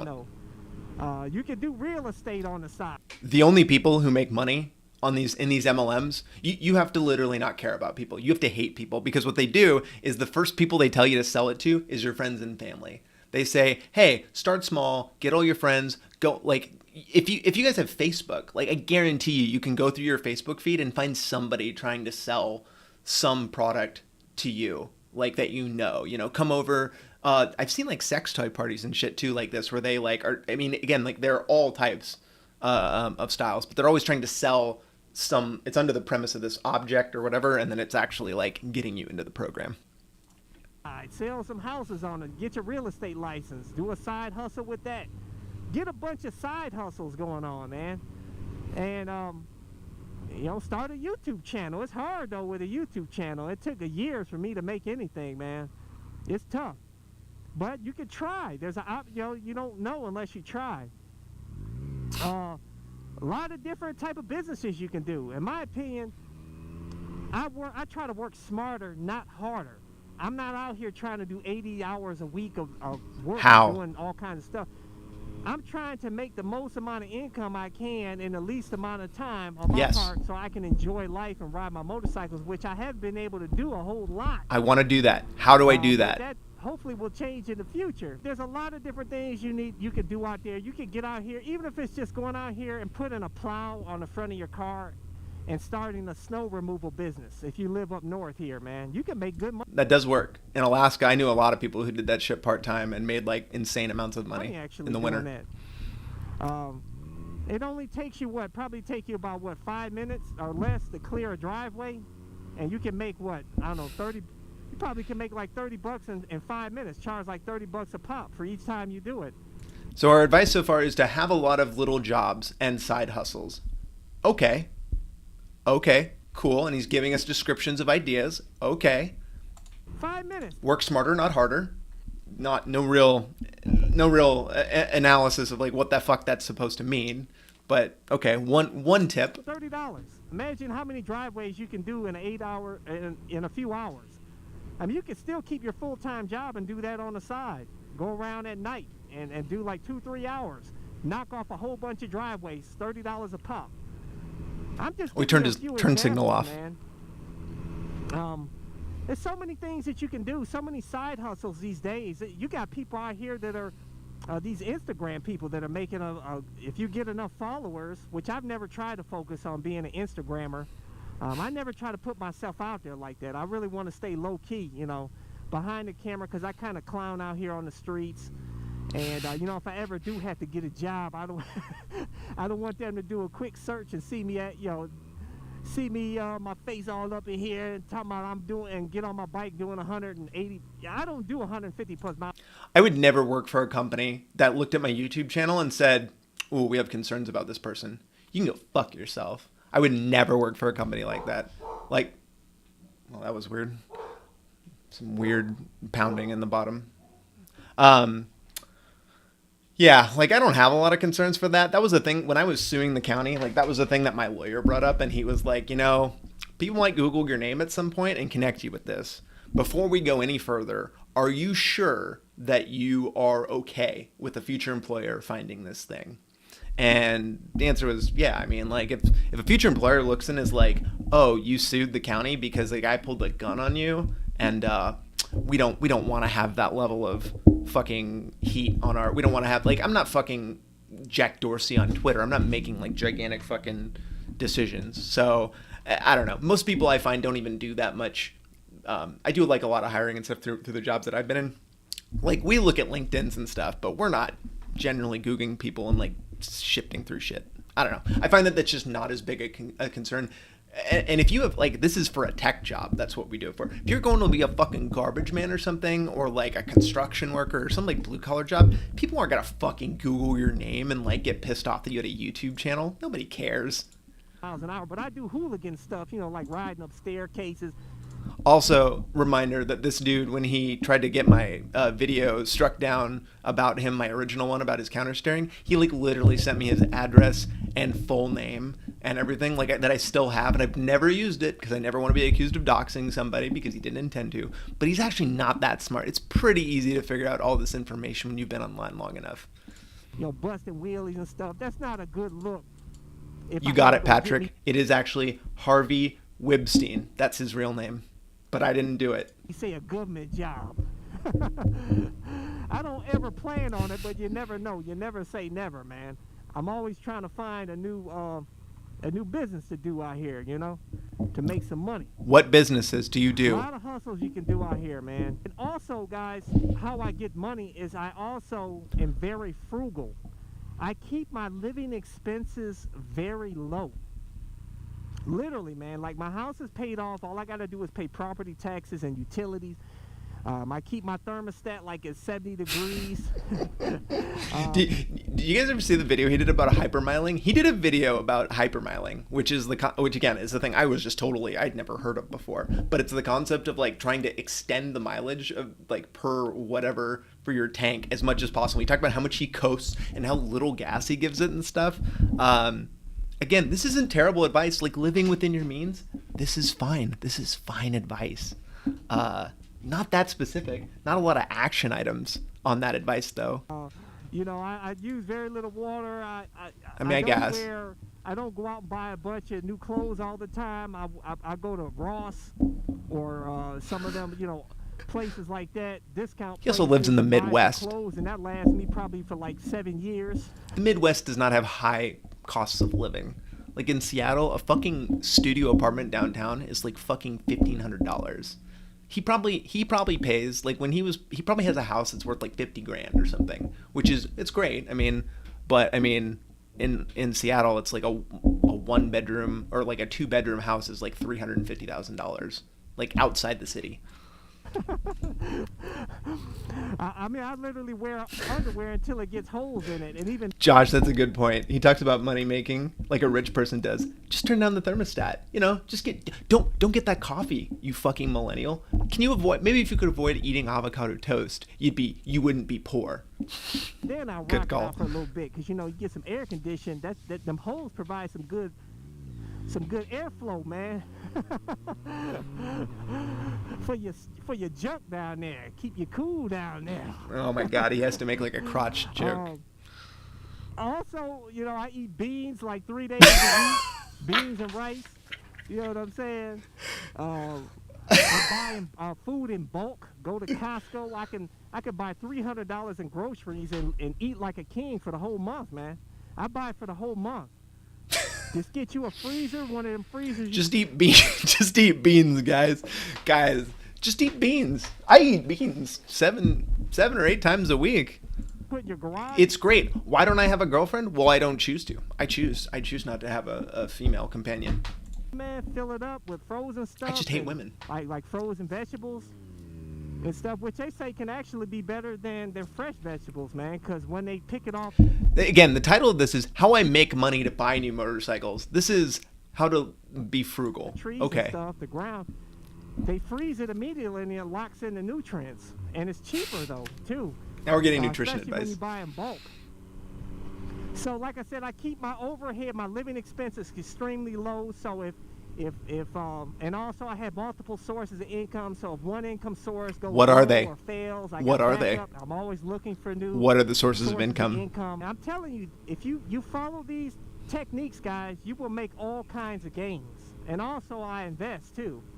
What do you now invest I'm in? getting into investing in real estate. Real estate is where the money's at, guys. I'm telling you, as far as investing in properties, you can literally buy a property If you buy it at a low price, you buy it at you want to buy low and sell high, you can literally just buy a property and sit on it, and it's gaining money. This is to Josh's point about him talking like a rich person. Like the advice of just pay cash for everything. Okay. At 19 years old, I didn't have 2 pennies to fucking put together. I was living paycheck to fucking paycheck. Like, how does this help somebody who's living paycheck to paycheck? Yeah, just buy cash. Buy your whole house in cash. Don't get credit. This is very impractical advice. Again, buying properties. Guys, get into properties. Buy a bunch of properties and just kind of sit on them for years. Like, spend $50, $80, $100,000 on properties and just wait for that to mature, you know? Like, just, you're good, right? This one house I was looking at had 10 acres. You know that house that I wanted to get out in the country? They bought it for like $180,000 or something like that, and they sold it for $260,000 in 2 years, man. You know what I'm saying? I mean, you can. If you did that, that would be less than a 40K income a year, right? If you bought it for 180 and then sold it for 260, assuming that you didn't have a 10%, because again, like usually you're gonna have some sort of realtor involved, which is gonna take whatever, like I think it's 3% is the standard rate. So who's gonna take $5,000? That only puts you at like 40K a year or less, 35K a year. That's not very good. That's actually really bad. You would need several of those. You can literally make $40,000-$50,000 a year just sitting on a house. He's not going to do Bitcoin. This guy doesn't know how to do Bitcoin. You know, I wish. That would be even cooler. Bit, maybe rent it out for a little bit and then flip it, and you make some money, man. Guaranteed. Be a landlord. Be a landlord. As long as you know, if you're a smart real estate buyer, you will guarantee you will make money, guys. Guaranteed. And pay cash like I do. Pay cash. You know what I'm saying? For the whole, banks, nothing, buy the whole house in profit. cash. You just got to pay the tax. It's very course, simple. To the government, of course. Yep. But you don't have to pay nothing to the bank. You don't have to go by their rules. Yeah. You know, a lot of you guys say you should use just pay cash for money. everything. That's BS, man. When you use other people's money, banks or investors' money, guys, you got to follow their rules. I don't like following nobody's rules. I follow my own rules and I do what I want. And I own it. You can follow that technique if you want to and play with debt. But if you own something, you are the boss. Because if you didn't pay for it and the bank did, they are the boss of you. So there you go, guys. I'm telling you. There you go. You follow these techniques, you stay debt-free, you work hard, get multiple sources of income, save hard, keep your living expenses low. Don't start a family until later on, at least till you're That's good advice. like 30 years old. Get all your money. That's good first, advice, though. invest, See, everything. it's sprinkled in there. All kinds of gains. It's just sprinkled in there a little bit occasionally. It's a lot of like garbage, dumb shit. Not well, and it's like, oh, that's actually pretty good. What they teach in school is to get in debt. They want you to get in debt, man. So. Well, that's just capitalism. This is just capitalism. Like, he's just railing on capitalism. And that's what I mean. CycleCruza has pretty good politics. He just doesn't know it, and he doesn't know how to talk about it. They have full control over you. He doesn't know how to, They don't like hearing people like me talking give you about the specifics. Stuff in cash and not being in debt at all, because they don't control me. I like being in control. I want to run things. So there you go, guys. So no, he doesn't talk about his Amazon affiliate links. He doesn't talk about his YouTube. He doesn't talk about his other like quote unquote side hustles. So that'll all just have to be a mystery for a little bit. But I don't know. Like I said, I love those videos. I love watching those videos. Yes, it's true. Well, I mean, look at it right now. White collar. If you're in a white collar job like I am, you know, I'm not hurt by the pandemic. Fuck, I'm fine. Business is pretty fine. Like, even though I work for a fucking retailer, which was destroyed in a lot of ways, but because I work the blue collar aspect of it, I'm fine. Sad, but it's true. Okay, we can do one of two things. I can give you guys the link to my Discord, and you guys can come in and we can just do like a fucking talk, like we can just chat about shit here and there, or I can do this Fortnine video. Your call. I did both. I can do either. If nobody has a preference, I'm just gonna do this Fortnine video and then call it good. You don't have Discord? Well, first off, you can do Discord just in a browser, because Discord is the shit. Okay, I'm just gonna put this here. Okay, everybody wants to do Fortnine. Well, there you go. You can join my Discord anyway. Feel free. We kind of just chatted up there. Okay, we're gonna do the Fortnite. All right. We're doing the Fortnite. Stop yelling at me. Fuck, Mom. Okay. Let me get my notes out here. So, Fortnine, like I mentioned earlier, Fortnite is one of the few channels that I watch that I actually think has good takes. Like they do interesting things. They do a variety of topics a lot of the time. Like they don't just do reviews. If you don't know who Fortnite is, they're basically a Canadian like motorcycle like retail company, which is sick. And then they apparently have this fucking YouTube thing that has become fucking gigantic. They have 1 million subs on YouTube, which is great. And it's this dude with this giant chin.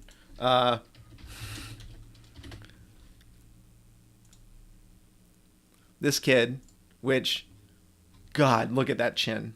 That is just the chin built for fucking.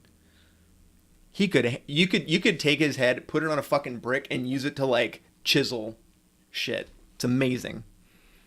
But the kid seems smart, and he seems intelligent. He seems like he knows what he's doing with like production.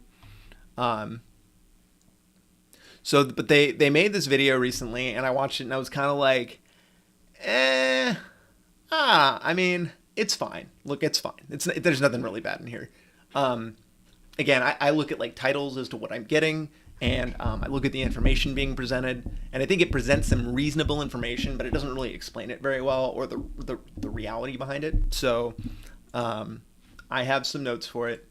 This is called 3 Laws That Endanger Motorcycle Riders. So I expect to see 3 laws that make me feel unsafe or that hurt me. Let's go to it.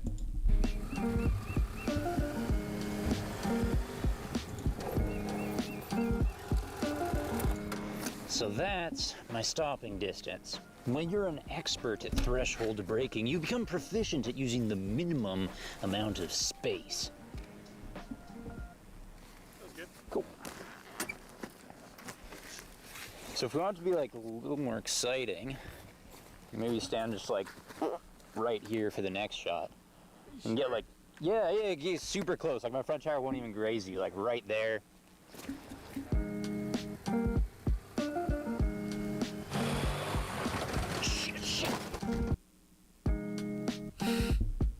Seems like you just didn't brake there. You gotta brake. I blame Ban Ki-moon. See, anti-lock brakes are mandatory in many countries, which is fair enough. Just to clarify, he said, I blame Ban Ki-moon. I had to look this up because I didn't know what the fuck he was talking about. Ban Ki-moon is this guy. He is a South Korean politician and diplomat who served as the 8th Secretary General of the United Nations from January 27 to 2016. This is going to be relevant later, but he never explains who Ban Ki-moon is or like calls up like what he is, which to me is like bad. That's like a weird like bad kind of filmmaking piece. It's just like I didn't know who it is. Nobody in his audience is going to know who the fuck Ban Ki-moon is. Anyway, it's going to come up. Except for where slowing down requires a skid. On low traction surfaces, anti-lock brakes just keep rolling until you roll into your cameraman. Which is why there are provisions for disabling ABS off-road. Again, fair enough. However, and this is where I blame Ban Ki-moon, ABS is legally required to rearm itself on every ignition cycle, according to United Nations Global Technical Regulation number 3, which is a hellish law. This is not a law. It's not. So basically and again, I had to look this up because I was like, hold on. There's no way that the United Nations is making laws for other countries. That's just not how it works. Like, or even if it is, like, there's no way that we're required to do it. So, the United Nations, what they do have is a set of like automotive standards where they try to like, again, what's the reason why your motorcycle always has like the start switch on the same side, why the clutch is always on the left, why the brake is on the right? These are international standards that like basically everybody has agreed on just because we agreed that like standardization was a good thing in general. So what they did was that the United Nations had law. Basically, they set aside and they set some standards. Let's see. Let's just see. Sorry, it's pretty early at the beginning. Okay. Here we go. While the agreement obligates the contracting parties under certain circumstances to consider adopting the global technical regulations within their own jurisdictions, it does not obligate the parties to adopt them. The agreement recognizes that governments have the right to determine whether the global technical regulations established under the agreement are suitable for their own particular safety needs. Those needs vary from country to country due to differences in traffic environment, vehicle fleet composition, driver characteristics, and seatbelt usage rates. Further, the agreement explicitly recognizes the right of governments to adopt and maintain technical regulations that are more stringently protective of health and environment rather than the global ones. Basically, what they're saying, this is not a law. These are standards. These are suggestions in order to have all countries and manufacturers be able to create laws if they want to that enforce those standards, but they're not required. So this is not a requirement. Or if it is, it's the United States' choice. I get what they're trying to prevent. Some idiot goes off-road, disables his ABS, forgets his own settings when he rejoins the pavement, then grabs a hand fist of brakes and dies. But in trying to save the moron from himself, the law hurts a more conscientious rider who turns his ABS off, wants it off, but is screwed when the bike automatically rearms itself and careens off a dirt road because the tires refuse to lock up. Our law should So he said something that I agree with 100%, which is who turns his ABS off, one fist of brakes, and dies. But in trying to save the moron from himself, the law hurts a more conscientious rider who turns his ABS off, wants it off, but is screwed when the bike automatically rearms itself and careens off a dirt road because the tires refuse to lock up. So if you're conscientious enough to know that you need to disable anti-lock brakes, I'm going to be honest, I'm going to assume that you turning off your bike, that you are probably conscientious enough to know that when you disable your bike and then re-enable it, that you need to disable that feature. I mean, I think that that's just kind of like a generally reasonable expectation, which is why this doesn't seem that dangerous to me. Not only is it in an extreme edge case, like I don't know how many people are riding their motorcycles in such a way or on such conditions that they actively want to be disabling electronic assist like ABS. Like that seems like a really fringe thing to me. Like you're probably like in this scenario, you're an ADV rider going across fucking country or the Alps or some shit. That's a pretty uncommon situation. Our law should presume intelligence rather than incompetence. Sorry, that was the thing I wanted to clarify. Our laws should assume intelligence rather than incompetence. This is a thing that has, I don't think I've ever heard it stated better myself. I get arguments from people about things like speed limits.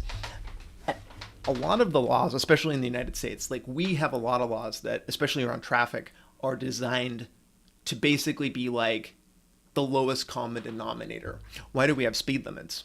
Because we're afraid of people going too fast and hurting themselves or others. So that's why we create a upper threshold limit. But this isn't consistent. These aren't things that we do. Like, we don't apply that consistently everywhere, right? In the same way that we don't do with drug laws. Why is alcohol legal and marijuana not? Is it because marijuana is significantly more dangerous or addictive? No, of course not. It's just some standard, just some precedent that we set based on racist drug laws. But that's what I mean. And traffic laws are the same way. Why is this set so that everybody, that you have to like flip the ABS and like, imagine a world where we didn't have, where traffic laws, hold on, I'm going to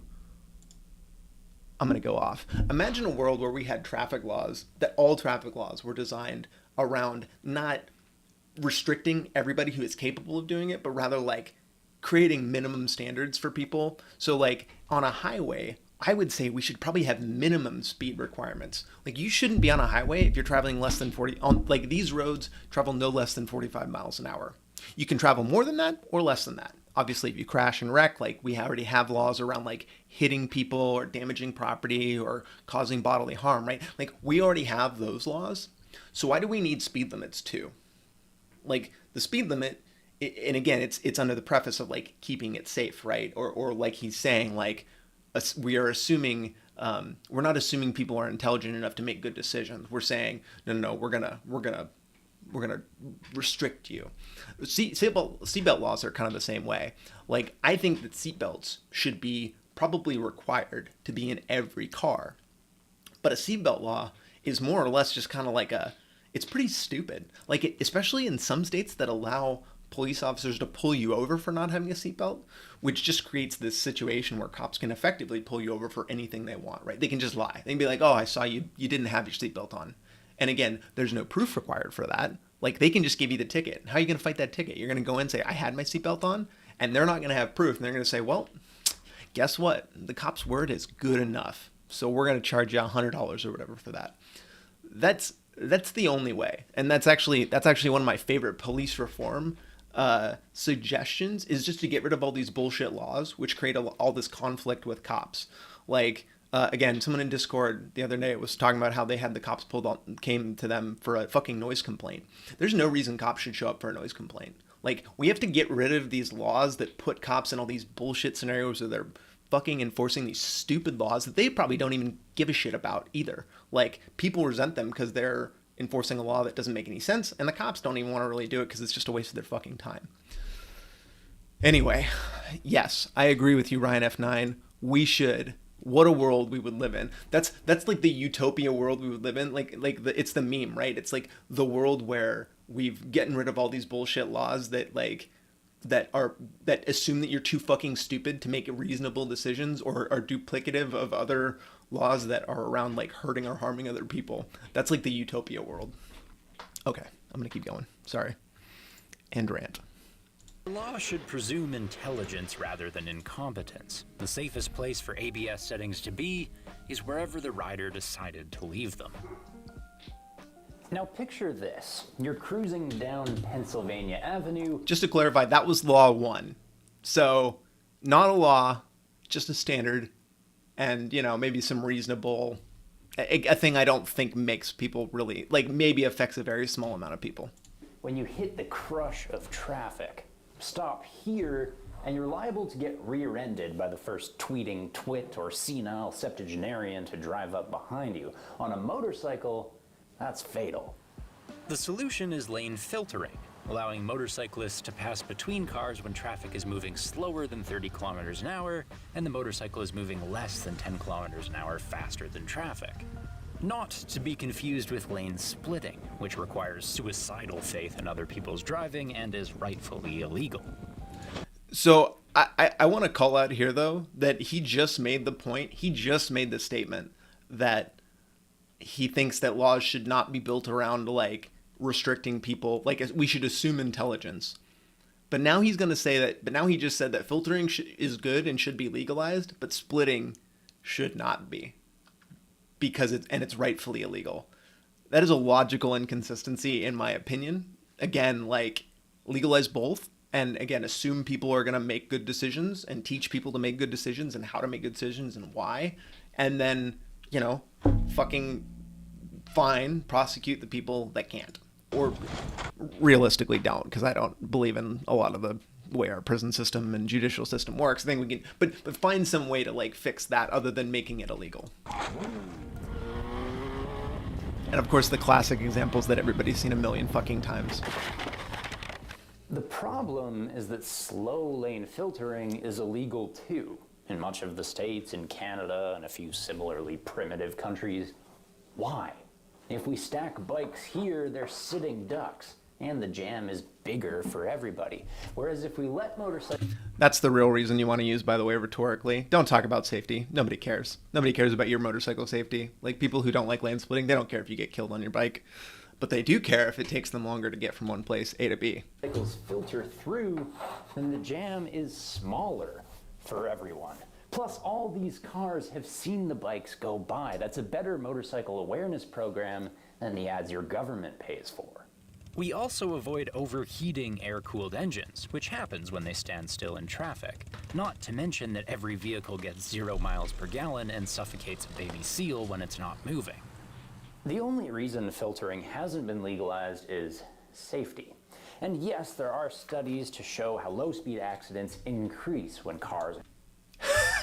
I just wanted you to note, like, I love that he's doing the Kaylee McEnany, like, stack of papers thing. Like, in-depth study of motorcycle accidents. I don't think that's a real study. But, right, he's got a lot of the papers. You guys know what I'm talking about? Like... paper stack. Oh. You guys know what I'm talking about, right? Fuck. Can I not? Oh, it's Kaylee. Kaylee. I don't know how to spell her fucking name. This. He's doing this number. Look at these documents. Look at this insane it doesn't matter as much in his. I just thought that was funny. Motorcycles are in such close proximity. There are also studies that show how filtering decreases a rider's chance of being seriously injured, and even more statistics that prove that motorcycle accidents per capita are lower in the countries that allow filtering. You know what's odd? So what I thought was odd about this is that he references all these studies down here. Like, he puts citations here. They don't put citations in their description for some reason. But I went, and this is the one I thought was kind of strange. That prove that motorcycle accidents per capita are lower in the countries that allow filtering.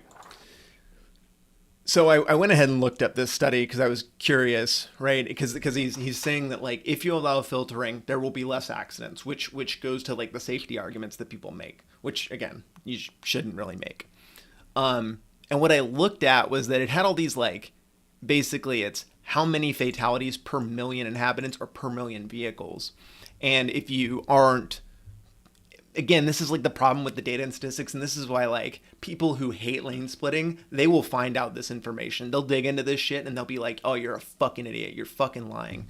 Because if you look at this, it's based on the fatality rate per 10,000 vehicles. This is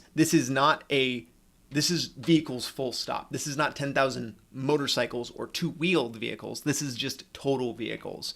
So it's more like a correlation of, like, how many vehicles exist at all. It really what it's correlating is, like, the more motorcycles you have, the more accidents you have. It isn't really able to tell if it doesn't really connect the lane splitting thing at all, which is why you have to be careful with how you're using data. Like, and the next point he's going to make is going to establish that, but, like, he threw this out, and I think that the problem with doing this without, like, clarifying this type of stuff, if you don't clarify this information, some people watching these videos, and they have 1 million subs, like, a lot of people watch these videos, like, they might make that argument incorrectly and without realizing that they're just really pulling out a really fucking stupid stat that doesn't actually say what they expect it to say.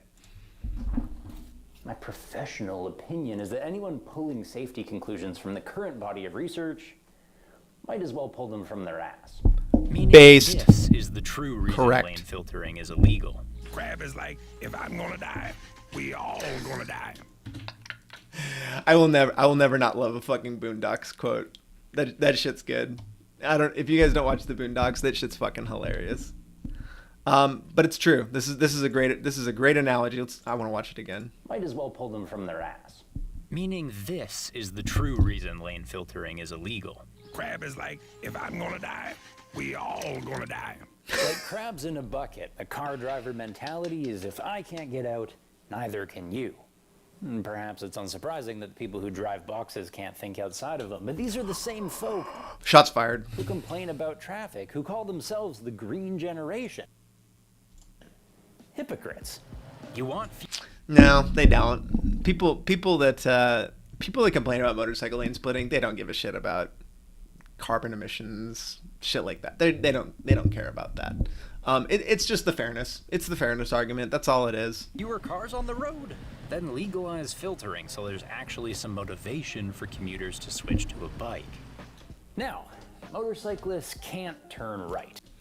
So that's his second law is the lane splitting. So that endanger motorcycles. So again, I think as even he's kind of established in here, like there's no real body of objective data to say that lane splitting laws do or do not make motorcyclists safer. don't use that argument with people. It doesn't work. It's not correct. Their data doesn't back it up. You have to attack the fairness part of it. And I did a whole, I'm not going to overdo it, but I did like a whole like philosophical breakdown on lane splitting, which if you are at all interested in like really understanding that, you should watch it. It's like fucking 20 minutes. It's really long, but it's designed to build you up so that you really understand it, so that you can go talk to other people about it, which hopefully, I mean, look, we're in a COVID world. Like, we're throwing all kinds of crazy shit out. We're adding laws, we're removing laws. Like, COVID now, like, they can deliver alcohol to my house now out of nowhere, which is awesome. So, like, that has me hopeful that maybe we can rethink some of these other dumb laws that have existed for a really long time, like lane splitting. Crashes on right-hand curves heavily outweigh those on left-handers, a phenomenon that also plagues cars, as noted by the Association for the Advancement of Automotive Medicine. It's true. Motorists suck at turning right. I'm not an ambi-turner. It's a problem I had since I was a baby. Stupid as it sounds, the behavior is logically explainable. Compared to a rider curving left, the right-hander always has a tighter radius and therefore requires a lower speed. Then there's our sight line. When we look ahead through a left curve, we have no choice but to notice the lane of oncoming traffic. Whereas when we look through a right curve, we're blind to whatever else is happening on the road. There's a psychological effect.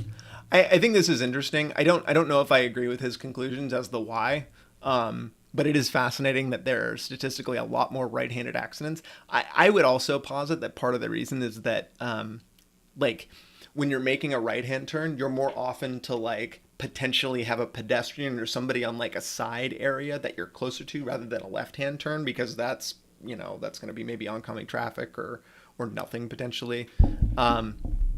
That's kind of my theory, but it is interesting. I didn't know that this was a thing.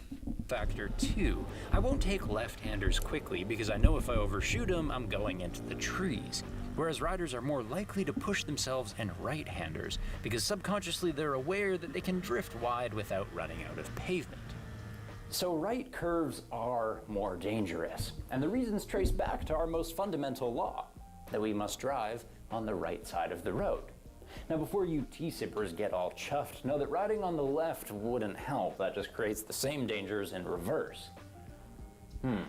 There's no universal solution, like American politics, left and right are both undesirable. Bad take. Bad take. Are they both? That's some horseshoe theory. Is that horseshoe theory? Is that what I'm hearing? Both extremes create the same bad outcome. I don't know about that. It's okay. He's Canadian. He doesn't have to understand American politics. That's why I don't talk about British politics. I have no opinion on Brexit. But going up the middle isn't an option. There is a personal solution, however. Just be more careful in right-hand curves. Thanks for watching. That's his final law. So basically his law is right hand, is like being on the right-hand side. Again, doesn't really feel like a lot. I mean, I expected stuff that was like, I don't know, you know, the dumb like sodomy laws and stuff that we know that exist in like states, for example, where it's like, if, you know, if you commit like anal sex or whatever in Georgia, you can get locked up, like dumb shit like that. That's what I kind of expected. So this video just kind of disappointed me. Again, I just didn't think it was all that good. Production, it's fine. It's still entertaining. Like, I learned things, so I'm not mad. I mean, look. I'm going to click that little thumbs up button because I respect Ryan from F9. I don't think there's anything wrong with this. No down votes, only up votes. I just don't think it's that useful. That's it. That's all I had. Which, by the way, you should hit the fucking thumbs up button if you haven't already. I don't know how many thumbs are on this fucking stream, but there better be a lot of fucking thumbs. I do a bad job at this, okay? Like, I would appreciate if you fucking hit that goddamn thumb. I try not to do the annoying YouTuber thing where I fucking tell you right at the beginning. I throw out all my shit at the beginning because I'm trying to like maximize exposure to that stuff. I don't do that because I think it's stupid and I hate it personally. So fucking appreciate me and push the goddamn buttons. All right, what have we got? 4 dislikes? There might be. I actually still have a fair amount of like hate watchers. Like I have people that hate watch my shit, both from the cop thing and then my other cop stuff that I've done, of course. CycleCruza, I get a lot of CycleCruza traffic, like a lot of CycleCruza traffic. So, and those people fucking hate me because they don't listen. Like they're not listening to what I'm saying. Like they don't watch my videos all the way. They literally just come, they see the title or whatever. They get very upset at like the emotional aspect of it because again, these are people that are influenced predominantly by, they're not influenced by arguments because they're not able to really connect and engage with the arguments. They pretty much just like look at my attitude. So when I say things or when I insult him, like when I say, they get really triggered by that. I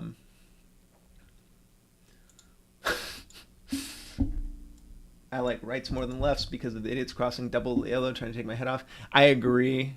I kind of like lefts though because lefts are longer, so I can so what I usually do is I do like this number and then I like to cut as hard as possible to try to get some like get as deep as I can, especially low speed. I find it gives me good practices. He did have a citation. You're right. Did he have a citation at the bottom of the third one? I didn't see I saw citations for the first two. I didn't see citation for the second one. Again, it doesn't matter. I was able to Google it pretty easily. That is not my massive critique of him, is that he didn't do that correctly. Didn't cite it well enough. What are New York speed limits? Is New York like 20 miles an hour? Dude, New York is shit for motorcycles full stop, dude. They do all kinds of New York. Wasn't there like a New York motorcycle checkpoint? Dude, I saw some totally fucked shit. Yeah, like 2 years ago.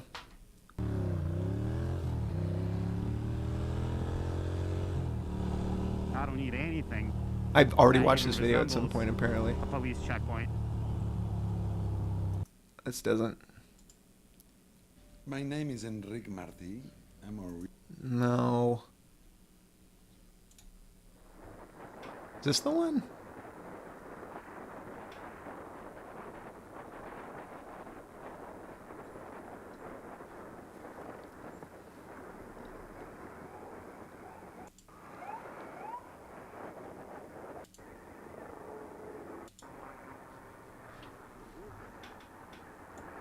The audio's not great on this.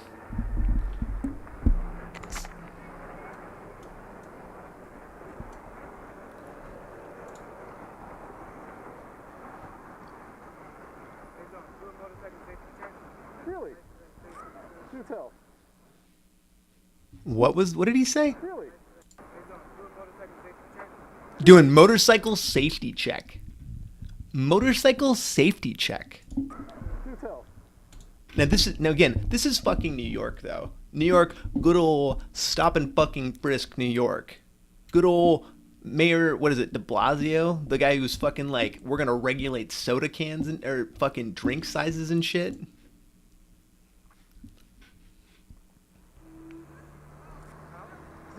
Motorcycles, scooters, both? Yep. This can't be legal. I do not believe for a minute this is fucking legal. What is the fucking pretense for this stop? You cannot be fucking stopped for a fucking safety check. What the fuck? They're not even looking over his fucking bike. What do you mean this safety check? They're not looking over anything. Over 250. Interesting. You mind if I ask you something? Are you guys looking for any specific actual violations, or are you just pulling over everybody? They're pulling you over because you might not have a license, because you might have something wrong. This is not legal. Besides themselves, who are they killing? Who? Whoever they hit. I didn't hear about anybody getting hit, so that's why I'm curious. I'm so mad. I'm like fucking triggered by this so hard.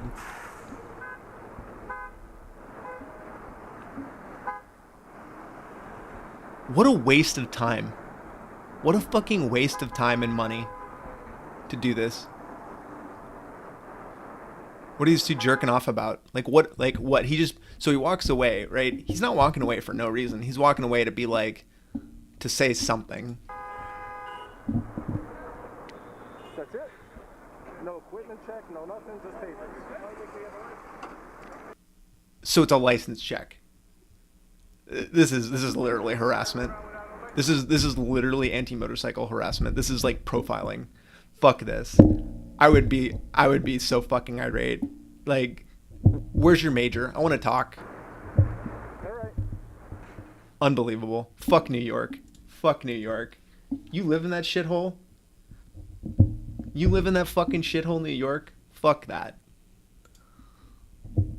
I can't handle. Seattle doesn't even have a lot of fucking traffic. I can't handle the traffic. But this isn't alone. Like, this has happened a number of fucking times. I remember seeing this in New York a number of times. This is just straight fucking harassment. Unbelievable. Okay. I need to go do shit with my day. So I will see. It's probably gonna take. Look, it's fucking holidays. Okay, I'm gonna get my costumes in the next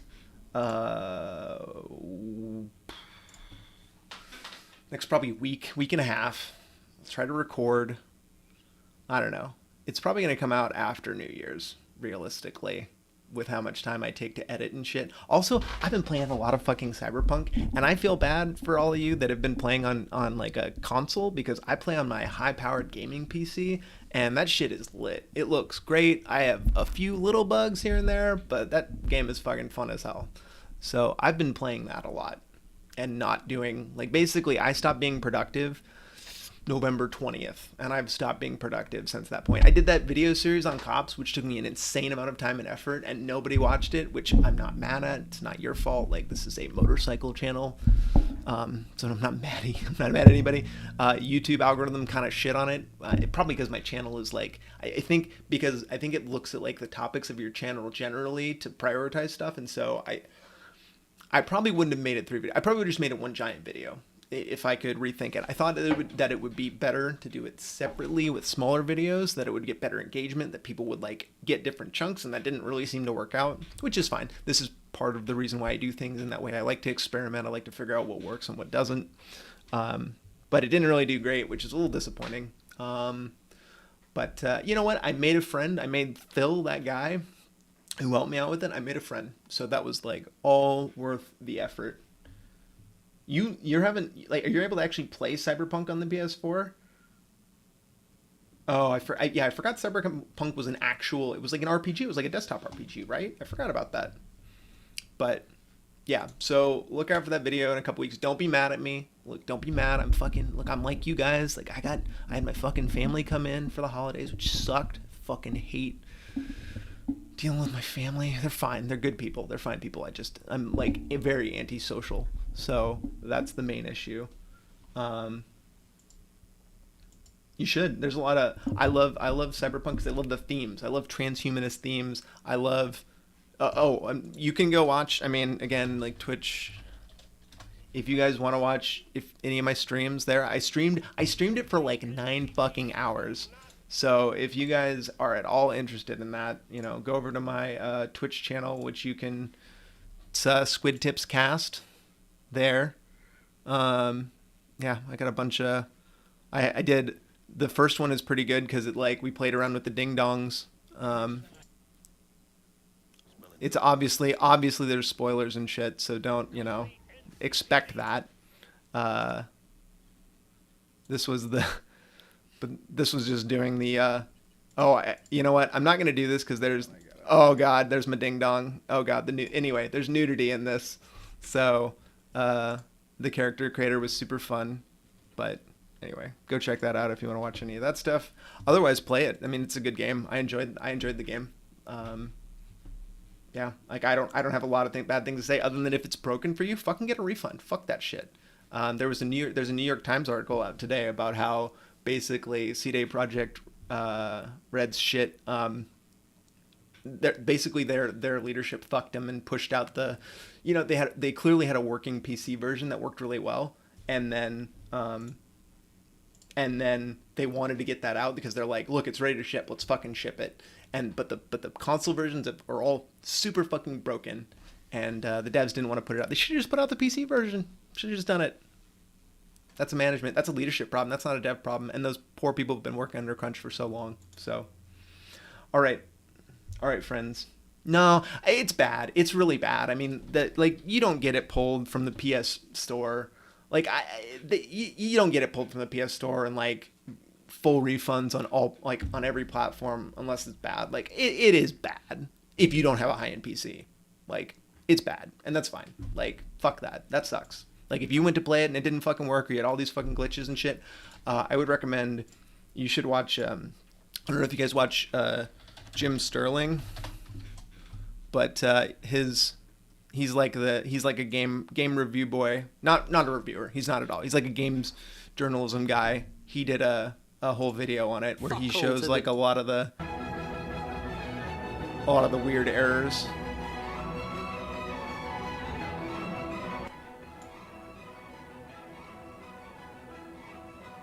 Like there's weird shit that happens in this game on consoles.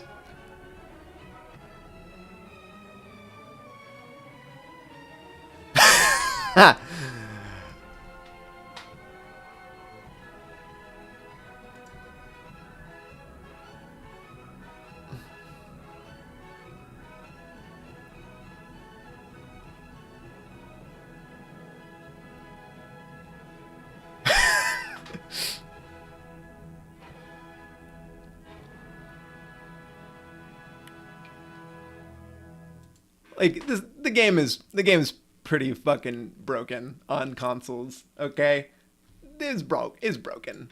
It's okay. Oh, I forgot to upvote this. So, yeah. Yeah, I also 94 Moto. I think you're totally right. I think a lot of people bought it expecting it to be an FPS. I didn't. I watched like literally the advertisements 2 years ago, and I didn't watch it other than that. And I knew it was going to be an RPG. And yeah, I think a lot of people, like a lot of the Call of Duty people, bought it, and it wasn't what they expected, which sucks. But whatever. All right, friends, I'm gonna let y'all go. We'll do this again probably next month. And other than that, ride fast, take chances, get the COVID vaccine, because I'm going to get it as soon as I can in like 2 months. Hopefully fucking inject me with all the microchips. I want all of them. This is like the first time I've been excited for a fucking vaccine. I'm so stoked to just I'll take 5 of them.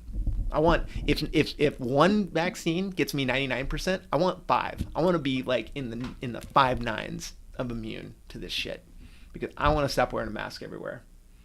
Yeah. Oh yeah. By the way, there's let me just add one more. Sorry, one more time. If anybody's interested, here is let me send one more invite to my Discord for everybody. Feel free to join. I hang out there. It's not good because I honestly usually should be working when I'm playing around in there. So, bye y'all.